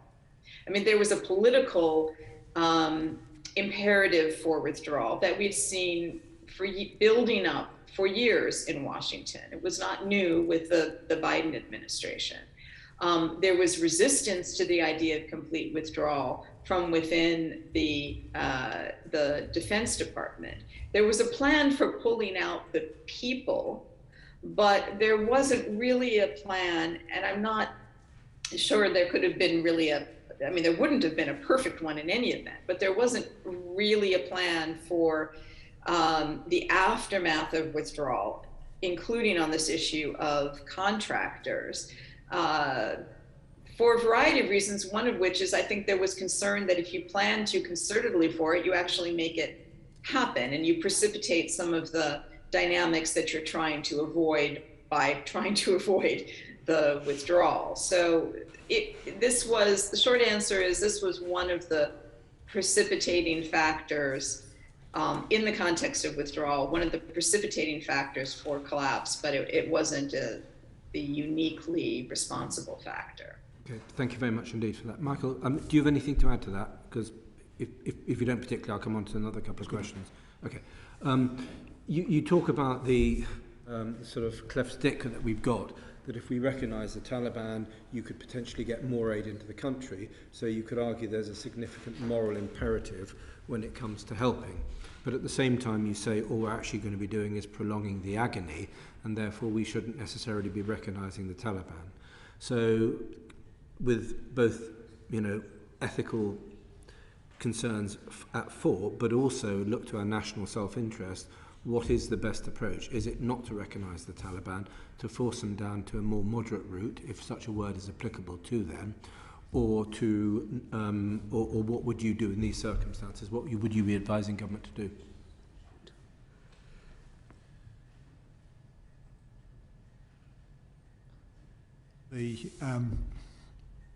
And of course, we know that there are issues around what is recognition anyway. But I think that we're talking about the extent to which there's diplomatic engagement and the extent to which there might be a move towards the withdrawal of sanctions and the restoration of economic assistance. I do not see how it could be in the UK's national interests to be involved in consolidating a regime which, in a sense, grabbed power directly against the advice and strong warnings of both the regional powers and US allies, and which has adopted a deliberately provocative approach in its formation of the administration. Because this is not just about a question of did they agree to the broad-based formula and agreeing to some kind of power sharing. They chose to insert some of the most controversial figures available to them at the top of the administration. You're talking specifically. I'm talking specifically Siraj Haqqani brought in as Interior Minister, somebody who's directly responsible for the operation of suicide bomb networks, attacks on UK, attacks on US, attacks on Afghan civilians in large scale, and personally ordering and celebrating them. Somebody who I wrote a little piece a while back about something we got. He addressed their military commission with some great sort of like dream of the prophet and the angel Gabriel predicting that he would be the instrument through which God destroyed America. I mean, this idea, and they did not need to appoint him Interior Minister. I mean, there's a tradition in Afghan. There's always a good way of you can retain your influence by putting a proxy up forward. They deliberately chose the most provocative appointments. That you go to people like Tajmir, who was until like 14th of August. He was directly a suicide bomber trainer. These are the people who have refined the use of suicide bombing and exported the technology around the world. He's now inserted at deputy level at the National Intelligence Service. I cannot just the messaging that would give. That they would suddenly that they're sort of like respectabilized and normalized without any evidence that they've also since given up on their ambitions to use these tactics. It's inconceivable. Just on the bomber point of view, is this what sort of levels of are we talking about complex operations for the far enemy in terms of suicide bombing, or are we just talking about strapping lots of dynamite to sort of vulnerable people and shoving them into a marketplace to create fear? What sort of levels of sophistication are we talking about with that? World leading. These are the people who invented world leading, complex attacks. That they and I mean I think one could give we can look at it at two different levels. One is this level. There is the practical and the direct. Do you have valid concerns about the imminent prospect of them now using their new control over the intelligence apparatus to launch these attacks outside of Afghanistan? I mean, that's one issue, and that's of course a very specialist area. But even before you conclude that, say, Tajmir is about to open up a new camp somewhere outside Kabul and start developing complex attacks, say, in the region or in Europe, before you even think about that, I mean, it's the messaging. So do you really think? I think actually that the political cost even at home would have to be so high to be seen to be consolidating and financing such people, rewarding them for rewarding them for refusing all options to compromise. You're rewarding terrorism. That really wasn't the second question. We're talking about a very narrow base. Now, the Taliban has always been half, well, correct me if I'm wrong, half sort of religious extremists, but half Pashtun movement of various different types. Maybe you'll argue with that. To what extent is it still entirely reliant on its Pashtun base? Because you said it was alienating other groups. To what extent does it have any support amongst Uzbeks, Tajiks, Hazaras, and others? It's obviously very, very important question. In terms of power inside the Taliban movement, both the stuff which is quite visible because it's now announced in senior appointments, but also what we understand when we sort of try to determine what's happening inside the Taliban military. Power inside the movement is exclusively Pashtun. There are some non-Pashtun appointments in their overall lists, but they're all deliberately in non-power positions. Now, but I think we should be careful about how we see that they don't. They're not. The Taliban movement is not a credible representative of the whole Pashtun ethnicity, but they do make they are from the Pashtuns and they make use of some of their tribal connectivity. They have systematically excluded the Uzbeks and Tajiks from power. Of course, when you get into power, you have to find some way of dealing with the local population. So they can try and pursue some kind of co-option. But for now, the story is that this administration is exclusively Pashtun. The non-Pashtun minorities are excluded. But I don't understand then why they were able to defeat the Uzbeks and the Tajiks, because these people have a warrior culture themselves, and were well represented in the Afghan armed forces, and perhaps overrepresented in the Afghan armed forces. We spent 20 years trying to build up and fund and empower a centralized system. The sole strategic partner that the West recognized in Afghanistan always resided in the presidential palace. Initially for perhaps some good reasons, but we remember the story of the disarming of the warlords, that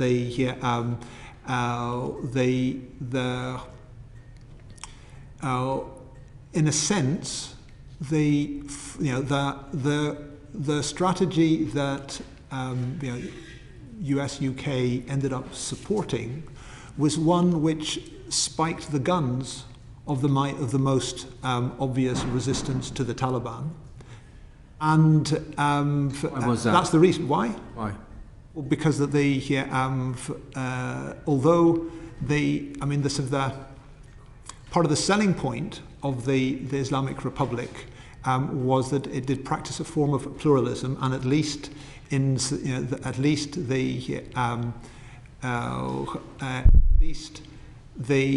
all ethnicities in Afghanistan had a place and a stake inside the Republic. But when it came to the management of the security forces, that was centralized in the presidential palace, and that the West bought into a strategy that should be Pashtun-led, and that while part of the price of building up the centralized security forces was weakening the traditional faction leaders who had an ethnic base, and for example, the last 2 years, I think if you look at some of the decisions that were taken in the security sector, they were more about weakening non-Pashtuns inside the Afghan security forces than they were actually about defeating the Taliban. Now that's just something which is, I would just say, I think the verdict on this, on how important this and how real this was, will probably come later, because it's got to be unpicked more. But certainly this is something which they fed back to us. So there was a basis for resistance, and certainly no acceptance. In fact, up until the 14th, 15th of August, there was a broad national consensus in Afghanistan that they did not want the Taliban back in power, but there was a complete failure to translate that sort of ethereal political consensus into effective resistance. Forgive me, we're going to have to move on because we've got two further witnesses, and I just want to ask some very brief questions, if I may. The first is, Is this a direct threat to the UK and to the West, Michael? Yes, absolutely. I think that Afghanistan is and will continue to be. I mean, if you were doing a detailed list, you go through. There are some sort of like direct and tangible effects. There's some indirect effects to the UK and very intangible. And just run through. I mean, it's something which people will be commenting over the years. I would actually start off with the largest proliferation event on small arms since the end of the Cold War, the potential refugee crisis, the possibility of that we know that the international militants are ensconced in Afghanistan. They were waiting for this day. What will they do? But also I personally think that the reputational effect that General Petraeus referred to, I think it is very important and will be long lasting. I know many hundreds of Afghans who are asking, why did I cooperate with these people in all the things that we're doing? Whereas now ultimately I'm left to try and survive under the very people we're operating against. May I just ask, Ms. Miller, the relationship with countries like China, Russia and Pakistan, do you think that we'll be able to work with them to secure some form of influence over Afghanistan, or do you think our role is now entirely nugatory? I think it's worth trying to work with them, or at least communicate with them and try to be on the same page diplomatically in terms of what kinds of messages are delivered to the Taliban. The more there is unity within the international community, particularly including those countries you've mentioned, and the Western governments as to the messages that are delivered to the Taliban, the more prospect there is of, at least at the margins, shaping their behavior. Those are China, Russia, Pakistan. These are the countries that are going to have the most direct influence over shaping the Taliban in the future, even though their leverage is somewhat limited as well. Also self-limited by the fact that they want to see this Taliban government succeed. So I would certainly advocate trying to engage with them to the extent possible, even recognizing how difficult it is to be on the same page with that set of countries. May I, for a very final question, if I may, I'm going to try and keep you brief, Michael, forgive me for doing so. I've met in recent weeks with members of and directors of UN agency who've been asking about giving money through the Afghan governmental system. My own view has been to say no, there is no point in seeking to sustain or enable a terrorist network that now holds a government. Would you work through the Afghan political system so much as it still exists, or would you be looking simply to fund emergency aid through UN agencies and similar directly? I think that you should be working through UN agencies and the NGOs and liaising with the Taliban authorities. And for anything more profound than that, I think you have to wait until there is a viable alternative, and that viable alternative will be if the Taliban, if say in a year's time the Taliban are still in power and maybe they've consolidated, hey, maybe you can work with them. But things are going to change. Do not bank on what you see today in Afghanistan being there, and you shouldn't get on the wrong side of history in helping it to stagger on. But for the moment, working with the UN agencies and the NGOs in liaison with the Taliban authorities is a viable option. Do you think that May I offer one exception to that?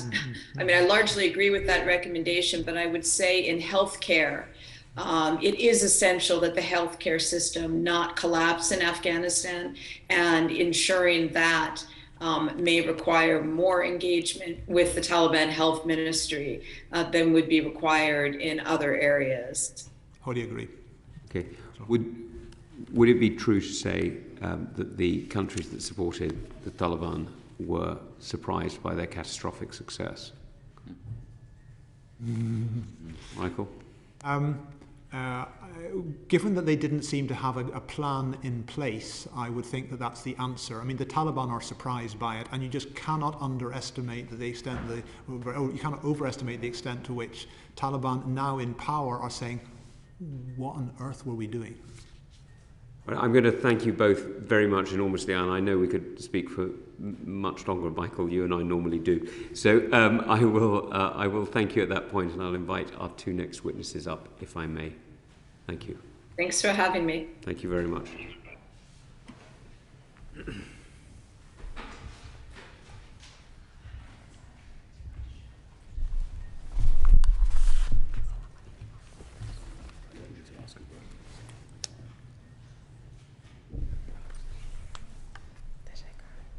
Thank you very much indeed for joining us. I'm going to ask you very, very briefly to introduce yourselves, and simply because you're in the room, Shukriya, would you mind going first?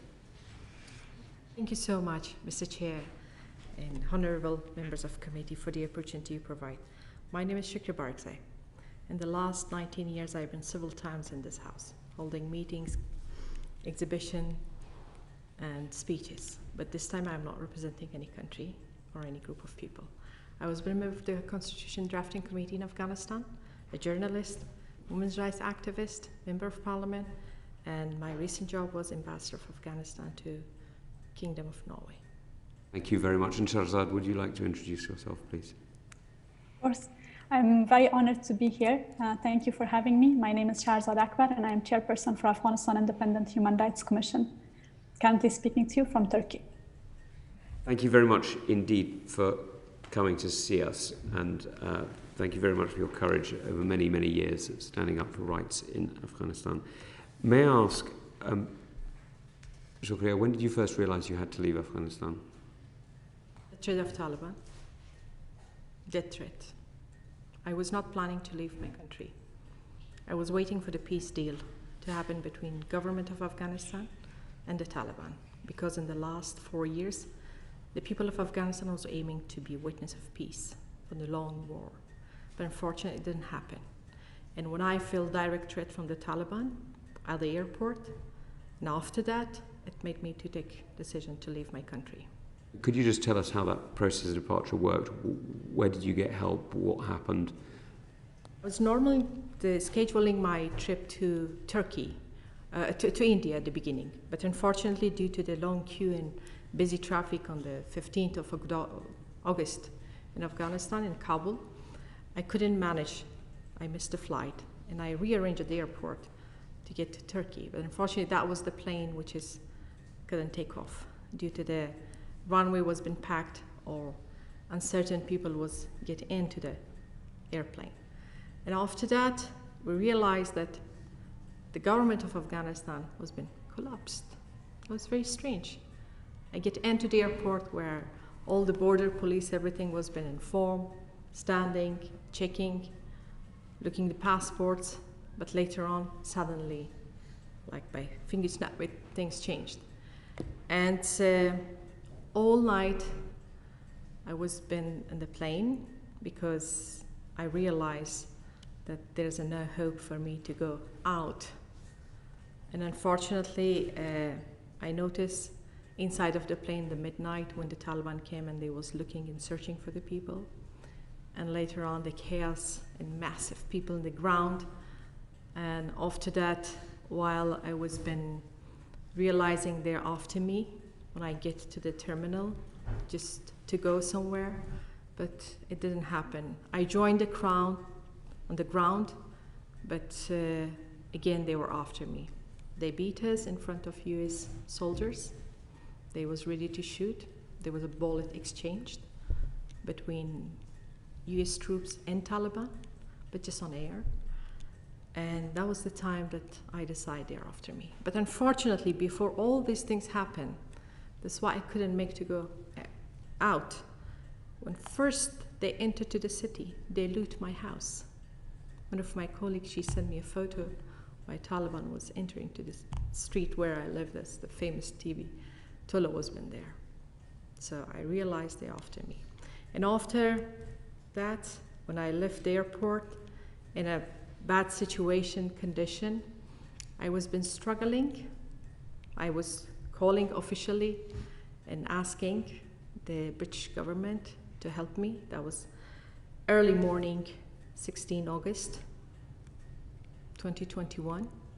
And finally, with the help, direct help and communication with you, Mr. Chair, and Honorable Dabi Ibrahim, and with the cooperation of Lord Tariq Ahmed, finally, after 7 days and 6 hours, I got the letter that I am eligible. And I was being evacuated by the cooperation between US forces, Royal Air Force, United Kingdom, and their forces. Thank you very much, and it's a pleasure to have helped. Shahrazad. Thank you. I left Kabul on the morning of August 15th on a commercial flight to fly Dubai with my husband and my son. We booked the flight on Thursday, which I think was like 12th of August. At that time, I booked my ticket with a return on 22nd of August because it still hadn't sank in that things would fall apart so quickly. But by the time I got to Dubai, and then on my next flight, we had learned that President had left the country and Taliban had fully taken over. And I knew that at least in the short term, I wouldn't be able to go back. Chris, do you want to? Thanks for your witness. It's very moving. I know there are quite a lot of people who are still stuck in Afghanistan who would like to be able to get out. The Taliban are now issuing passports, as I understand, but you have to get a visa in a passport and you have to go and get a passport from the Taliban. Is there a way around this circle? Can you see, do you see any prospect for other people coming out? Yes, you can. Yeah. I do believe it's very dangerous for any, especially women or people with well-known Taliban or looking after them, to get a passport. Because Taliban knew that people are leaving the country. And from my understanding, always in an emergency situation, there are some exceptions. So I do believe if the case of Afghans, especially those are in immediate need, and those are their life in danger. So if we ignore the old bureaucracy, which is suddenly it will may bring more obstacles and will kill more time and will give more people to the hands of Taliban. So if we save the lives of people, that will be the chance to give them priority first, and second, safe passage without lots of bureaucracy in between and confusion. We cannot, Afghanistan not in a normal situation. When a sentence I say I'm not presenting a country, I think that means a lot to me. I'm someone from the country that the state was not being recognized, the people were living in different parts of the world, even including the country. There's nobody's taking responsibility, so this is the emergency situation. I hope it should be understanding widely. I'm presuming, but maybe I'm wrong, that you came through Doha? I came from Kabul to Dubai, and then from Dubai to Oxford. Shahrazad. Yes, thank you for that question. That's a very important question. Yes, many people who are at high risk are still in Afghanistan, and we have reports, verified reports of former members of security forces being targeted and killed, as well as defenders being harassed and targeted in media. So it's a very severe situation for large groups of people. Now, in terms of what can be done, it really depends on the political will of the countries. There are ways, I can give examples of my own colleagues. 3 of my colleagues and their families were accepted by New Zealand. One family, all members had passports. 2 other families, some members had passports and some didn't. But they somehow managed to negotiate, New Zealand, managed to negotiate with Pakistan and got our colleagues out to Pakistan, and from there they were processed and they will be sent, we're hoping they will soon arrive in New Zealand. So there are ways that negotiations can be done. There are also, I know, cases of other countries, at least one case where there was an agreement reached with the Pakistanis, and the families showed up at the border of Pakistan and just showed the letter that they had received and some more documents that they had received. Not all of them had passports. but they were admitted to Pakistan and then from there processed. I know there hasn't been a question asked on this, but I want to raise it. With UK, our experience with the Commission, we have 392 staff, and we consider a majority of them, if not all of them, high risk because of their human rights work. UK initially gave permission for us for 6 of our female staff who were high risk and had very public profiles. But by the time we got the response from the UK, 4 of those women, we had already evacuated them to other countries. So they took in, UK took in 2 of our colleagues. And then we sent them an updated list of 6 colleagues, and we didn't hear back despite repeated follow-up. So at least in my field and with my colleagues, there are smaller countries in Europe that have done better. Yes, I've heard that as well. And I've heard that we're being a bit slow. Even once people have got out of Afghanistan sometimes, then the next bit of processing is very slow. As I understand it, the Home Office has still said that they've not added a single member of staff in Pakistan or in any of the neighbouring countries to be able to process people more quickly. Just a question though. I understand why the US and the UK and other countries might not. The amount of leverage we have with the Taliban might be very low, but other countries might. Do you think other countries might credibly argue to the Taliban that if they want to stop the brain drain, which is undoubtedly a problem for the future economy of Afghanistan, the best way to do that is to allow freedom of movement? Because if you know that you're going to be able to get back out once you've gone in, you might go back in. Is that fair, Shukriya? Of course, is that fair? But is there any guarantee that terrorist group of Taliban will hold themselves accountable and they will fulfill the promise that they made? I think from my experience, when they were not loyal to their United States of America Doha Agreement, how they can be considering that point as an important point. Okay, and Shahzad? I don't know to what extent other countries in the region are talking about the free movement issues with the Taliban or other human rights issues.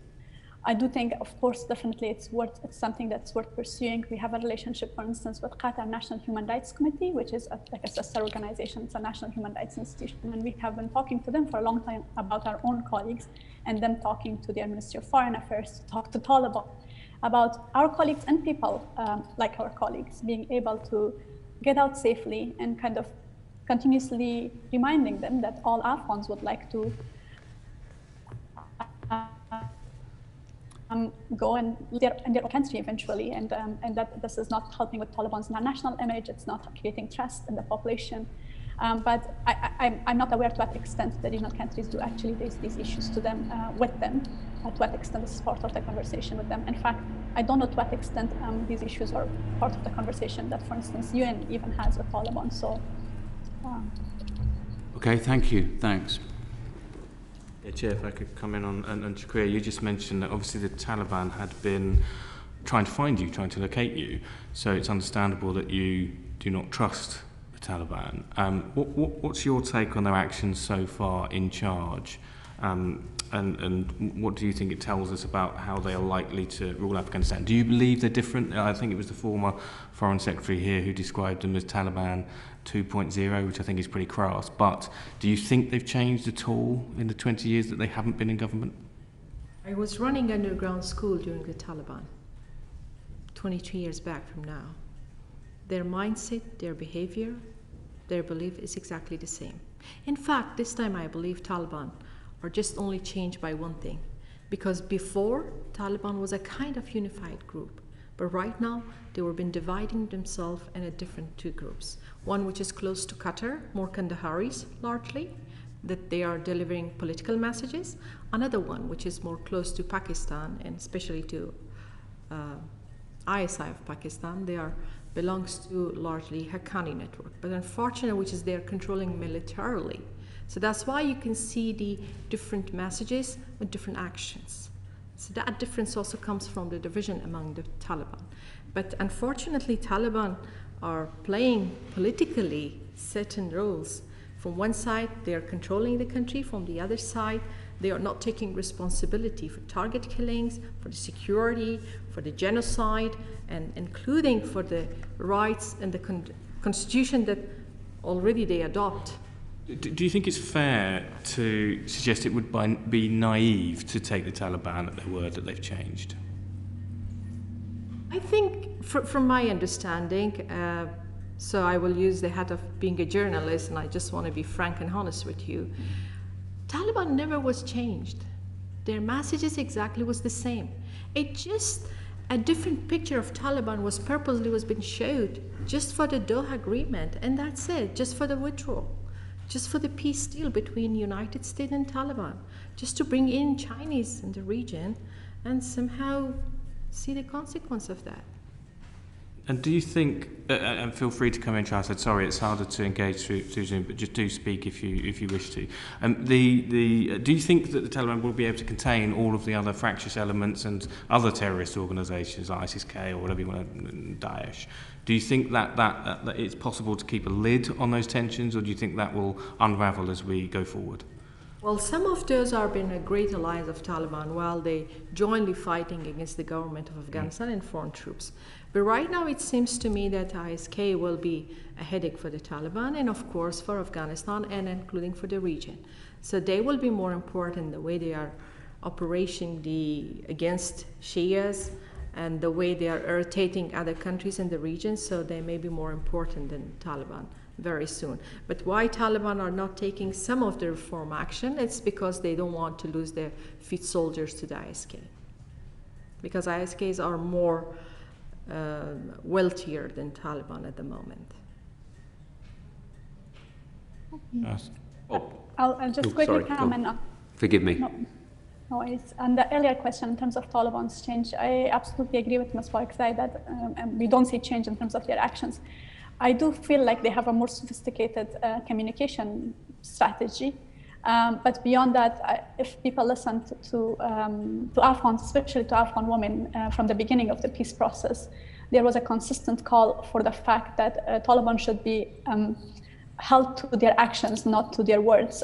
We in the Commission had reports of stonings of women in Taliban-controlled areas, lack of women's access to education in Taliban-controlled areas, lack of civil society and independent media in Taliban-controlled areas. So we didn't need new evidence. We knew how they were ruling. They were ruling parts of Afghanistan at the time. However, diplomats prefer to listen to what was being said in Doha, not the evidence, not give equal value to the evidence that was coming from the ground. And now we see that, in fact, they are so unwilling to change that something that's as universally accepted in Afghanistan and all Muslim countries as women's access to education is something that they are depriving girls. And just one final question before I know Bob's ways to come in, sorry. You mentioned Doha, Shakriya. Who should the UK be engaging with in order to exert influence over the Taliban and try and extract those thousands who were left behind, for example? And I probably, sorry, I'm aware that the chair stands there. I should probably say I've just come back from Qatar, so on a Qatar. And I was there and all. Yeah. So I think I have to get that on the record. Which was paid for by the Qatari government. Is it the Qataris? Is it Pakistan? Who do you think we should be engaging with to try and exert influence and to try and help, like in my case, constituents, families who are still in Afghanistan? I do believe Qataris. Qatar is much, they're feeling themselves more accountable and they have good leverage on Taliban, and we can use the Qatar. Because Pakistan, right now among the group of Taliban, one group of Taliban in Pakistan, also there's a kind of verbally issues, which is it may increase more. So I believe using Qatar, not only for the evacuation, but I will put a humble request on the committee if there is any possibility for a conference to be held and engage women of Afghanistan with a direct talk to the Taliban. Inside of Afghanistan, it's impossible to bring women and ask them to talk and speak freely with the Taliban. So outside of Afghanistan, it will be possible. I do believe Taliban is right now, it's an elephant in the room. We cannot deny them. Of course, I'm not supporting the recognition of Taliban, but some sort of engagement is necessary. It's just to make Taliban to be accountable, to hold them accountable for their actions. Thank you. And Shah said before. Thank you. In terms of leverage on Taliban, I do think, yes, Qatar, Pakistan, definitely. I mean, what we hear, and you know, this may or may not be entirely accurate, is that the Qatar group is very much marginalized, even with the appointments that happens. But I do agree with Mr. Parkside that Qatar remains an important player regardless. But Qataris also do not seem extremely happy with all the decisions being taken by Taliban right now. So I think it's important to engage Qataris, Pakistanis, and China as key actors. And this conference that's going to happen in Moscow, you know, kind of, I'm trying to figure out more about it, but what role will Russia have, and to what extent Russia could be brought on to have some unity of messaging to Taliban, as former witnesses also emphasized. Thank you. Excuse me, Paul.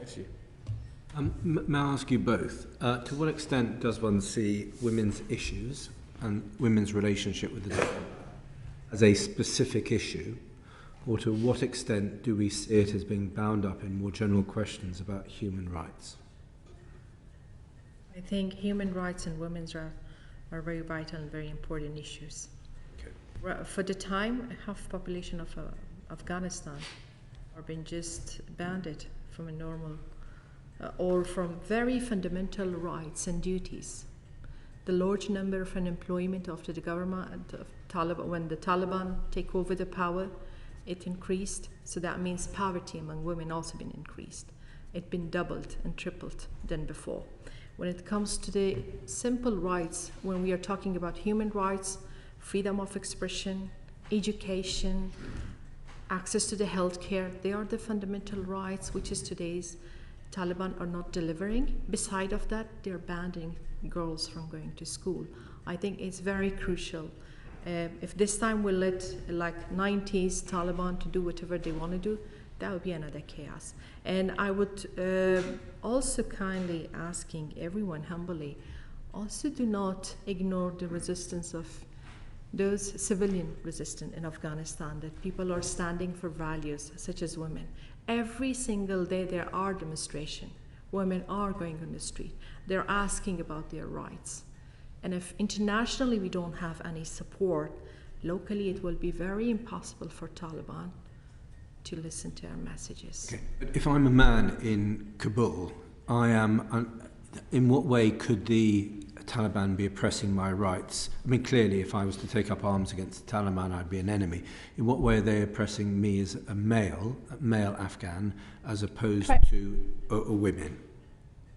Yeah, Shahzad will me answer.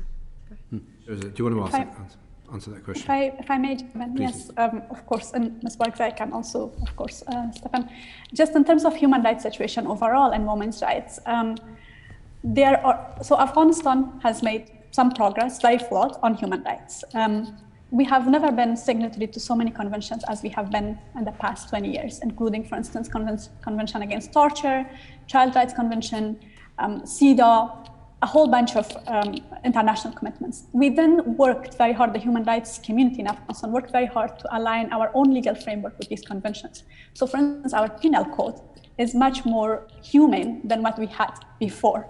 We have an anti-torture law. Well, we have, I don't know what's the status of our legal framework right now, but we have an anti-torture law, an anti-torture commission, we have a child rights commission, and a child act that was in line with international standards.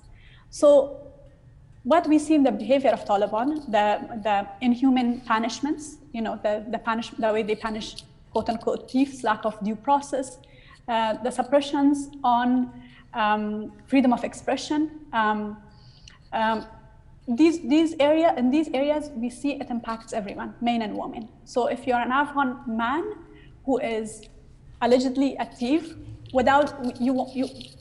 they will hang you or cut your hand or do something extremely cruel and inhuman to you. And the situation for detainees, for instance, men and women, everyone is impacted. But of course, women are particularly impacted by the harsh rules of Taliban. And The difference is there were many men in the Afghan government. I worked with the Afghan government both as an activist and also an insider. There were many men in senior positions who did not believe in gender equality, right? This is not a secret. But I had the legal framework, and women like me had the legal framework to protect us. So if a man tried to, even if he was a senior official, tried to silence me because he didn't believe that a woman is equal to a man, I could use this legal framework to protect myself. If a woman was being abused in her home, there was a legal framework, not only legal framework, but institutions that she could go to. There was Attorney General's office, there was a deputy on elimination of violence against women, focused on that. There were units at the provincial level for women victims of domestic abuse to go to. There were shelters, safe houses. None of that exists right now. So that legal framework doesn't exist, but also Taliban as a group, it's part of their identity. They believe women are not as human as men. They believe this. They genuinely believe this. They genuinely believe women are not equal to men. Women are less human and they should have less rights. And now they are in power. So the implications for women are, of course, far greater. And Shahrazad, the second question then is, are there any elements of the Taliban which are less bad for you than others, or do you see them as a homogenous group? I mean, no group is really homogenous, but I think the way the whole peace process worked really sidelined those voices who could be somewhat reasonable for their own self-interest. I'm sure there are people among Taliban who recognize that it's in their own self-interest to bring their people and their fighters along to the idea of a more moderate version of governance to continue to receive international aid and recognition. There are people within them that are pragmatic enough to recognize the fact that doing something like they did today, they did in Kabul, the Minister of Interior had a meeting with families of suicide bombers and rewarded them with plots of land. There are people among them who know that this is not okay, this doesn't help with their international recognition. However, those people have very little voice right now because they're being told, we defeated the US, we defeated the government, we defeated the international community. Why do we have to compromise? Why do we have to try to bring our fighters, the most extreme among us, along? We don't have to do that. We'll just starve our population and then people will recognize us and we'll take it from there. I genuinely believe that people like that among Taliban are now very lonely and marginalized because of the way things unfolded. Thank you. And Shukra, to what extent did the Taliban in the last couple of years use the more liberal framework in Afghanistan in order to say, look at all these dreadful politically correct people with women's rights? Did they use it as a recruiting tool to drive maybe the more misogynistic, the more conservative men into an armed camp that overthrew the Afghan state? So to what extent did they use women's rights as a motivating factor in war, do you think? Am I allowed to say how Taliban in rural areas, they gained the trust of people? It started from the civilian casualties, early 2002 till 2021. So they was been targeting those people that they lost their members of family, either by war, by airstrike, or by any names, which is not thousands, probably more than 1,000 families. And sometimes even the villages were being targeted. So those kind of misunderstanding and misactions was been giving extreme opportunity, golden opportunity for the Taliban to go and target people. And to be honest, from my understanding, the ideology of Taliban are very, really interesting for the people in the villages, which is they never seen the government deliver any service to them in the last 20 years. They never been witness of having school or clinic or road or electricity or a media. So in the last 20 years, they had just preaching from Taliban. It's understandable that they will have more sympathy with the Taliban than anyone else. And beside of that, Taliban is an ideology. They are a militant group, which is they are working systematically. They are not just a mushroom that comes after rain. No, their ideology, their policies, Their framework somehow is working among the people which is they are uneducated, among the people which is they don't trust government, and among those people which is extremely they don't have knowledge of what Islam is exactly about. So I'm very surprised how the OIC keeps silence against the action of Taliban, while they are saying women being educated, this is an Islamic issue, or then they are referring to culture of Afghans.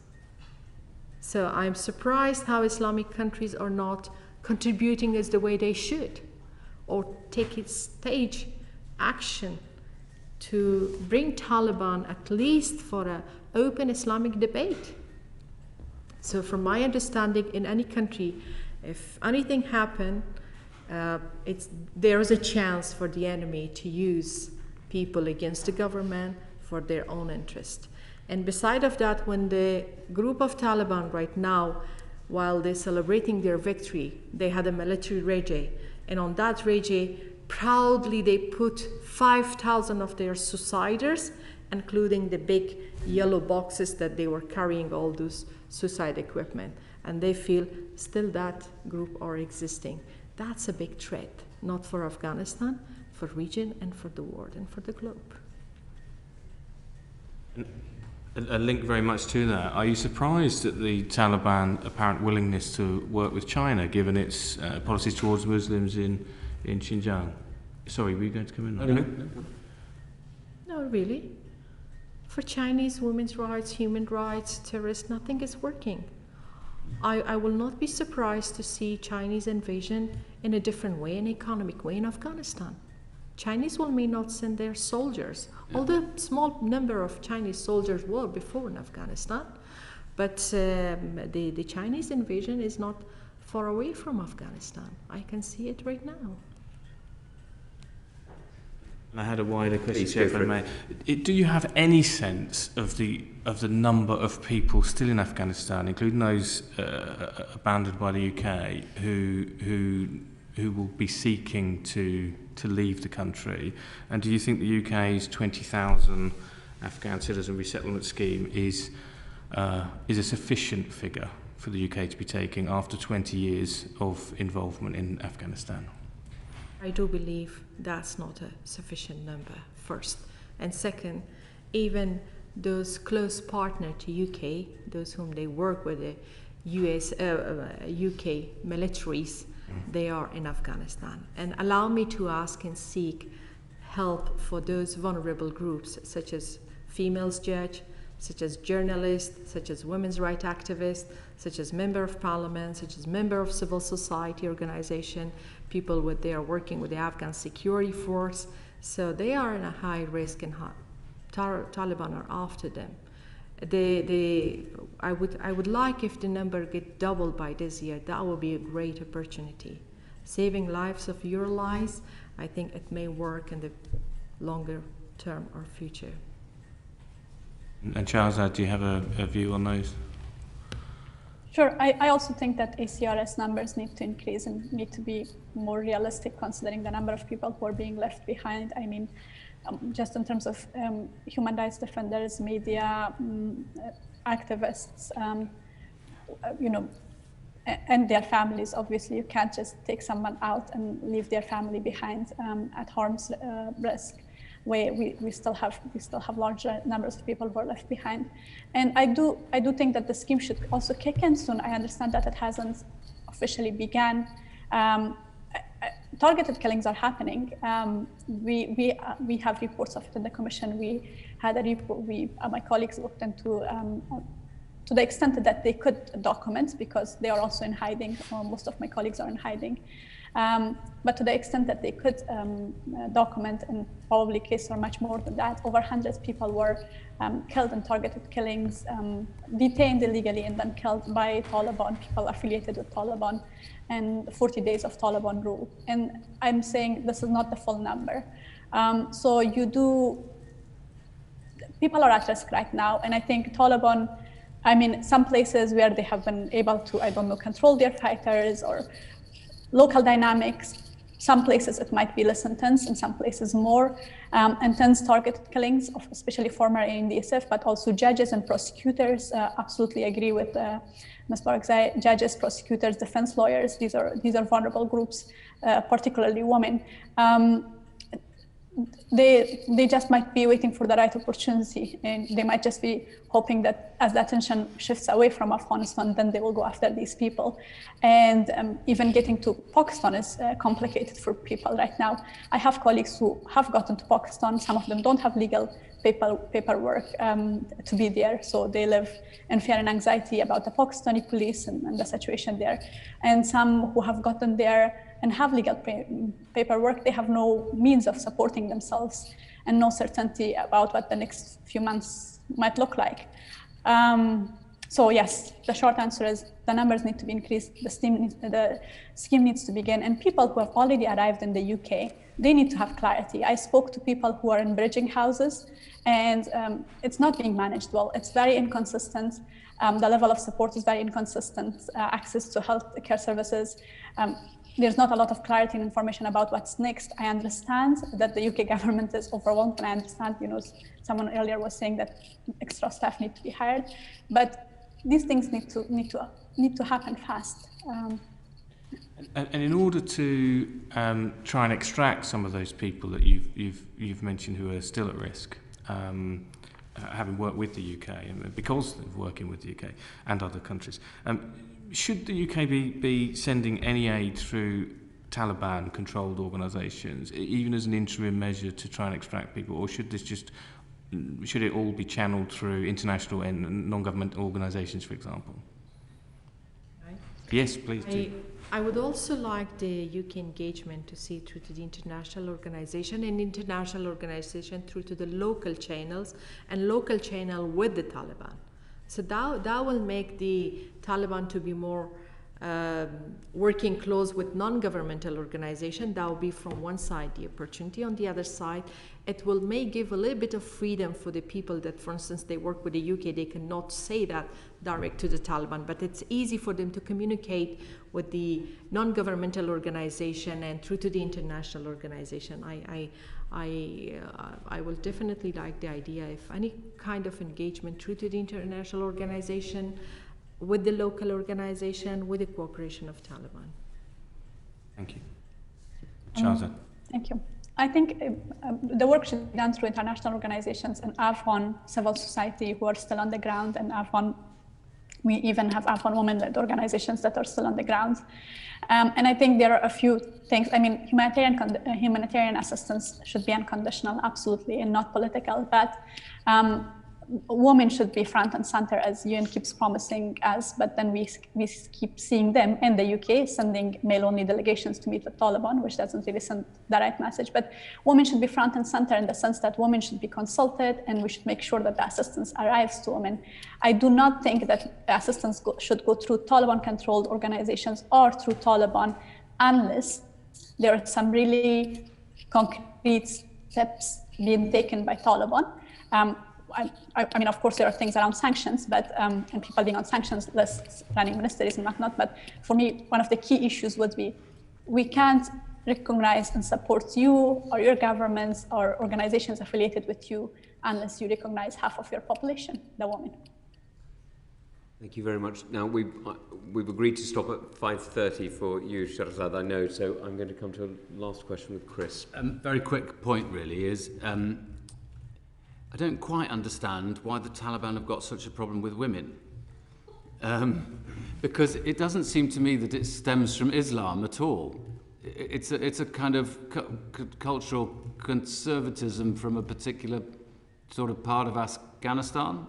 Is that fair? There's nothing in the Quran that says that you can't educate girls beyond a certain age, and I don't understand how they think they're going to be able to run most of the departments of government without women. Or am I talking nonsense? No, you're absolutely right.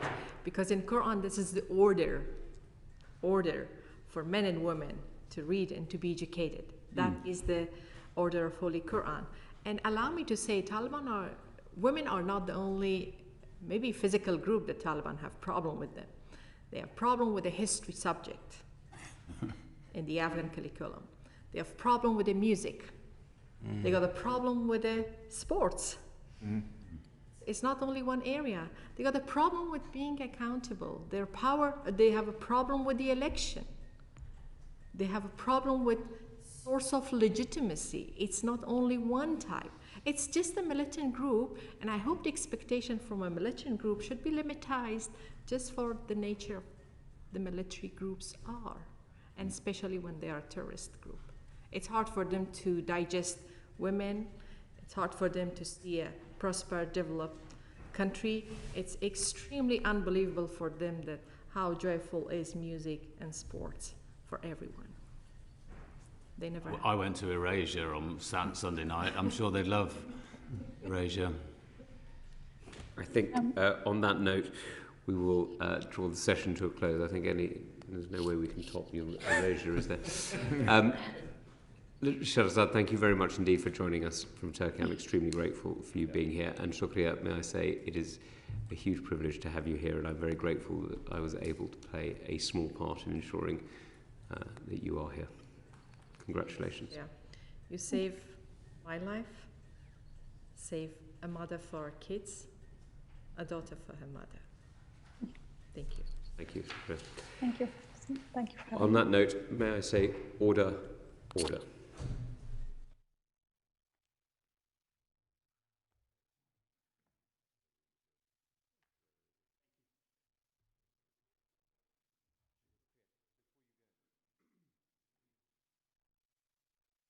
Sound.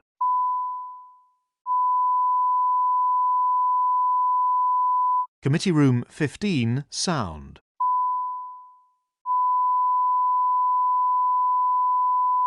Committee Room 15, sound.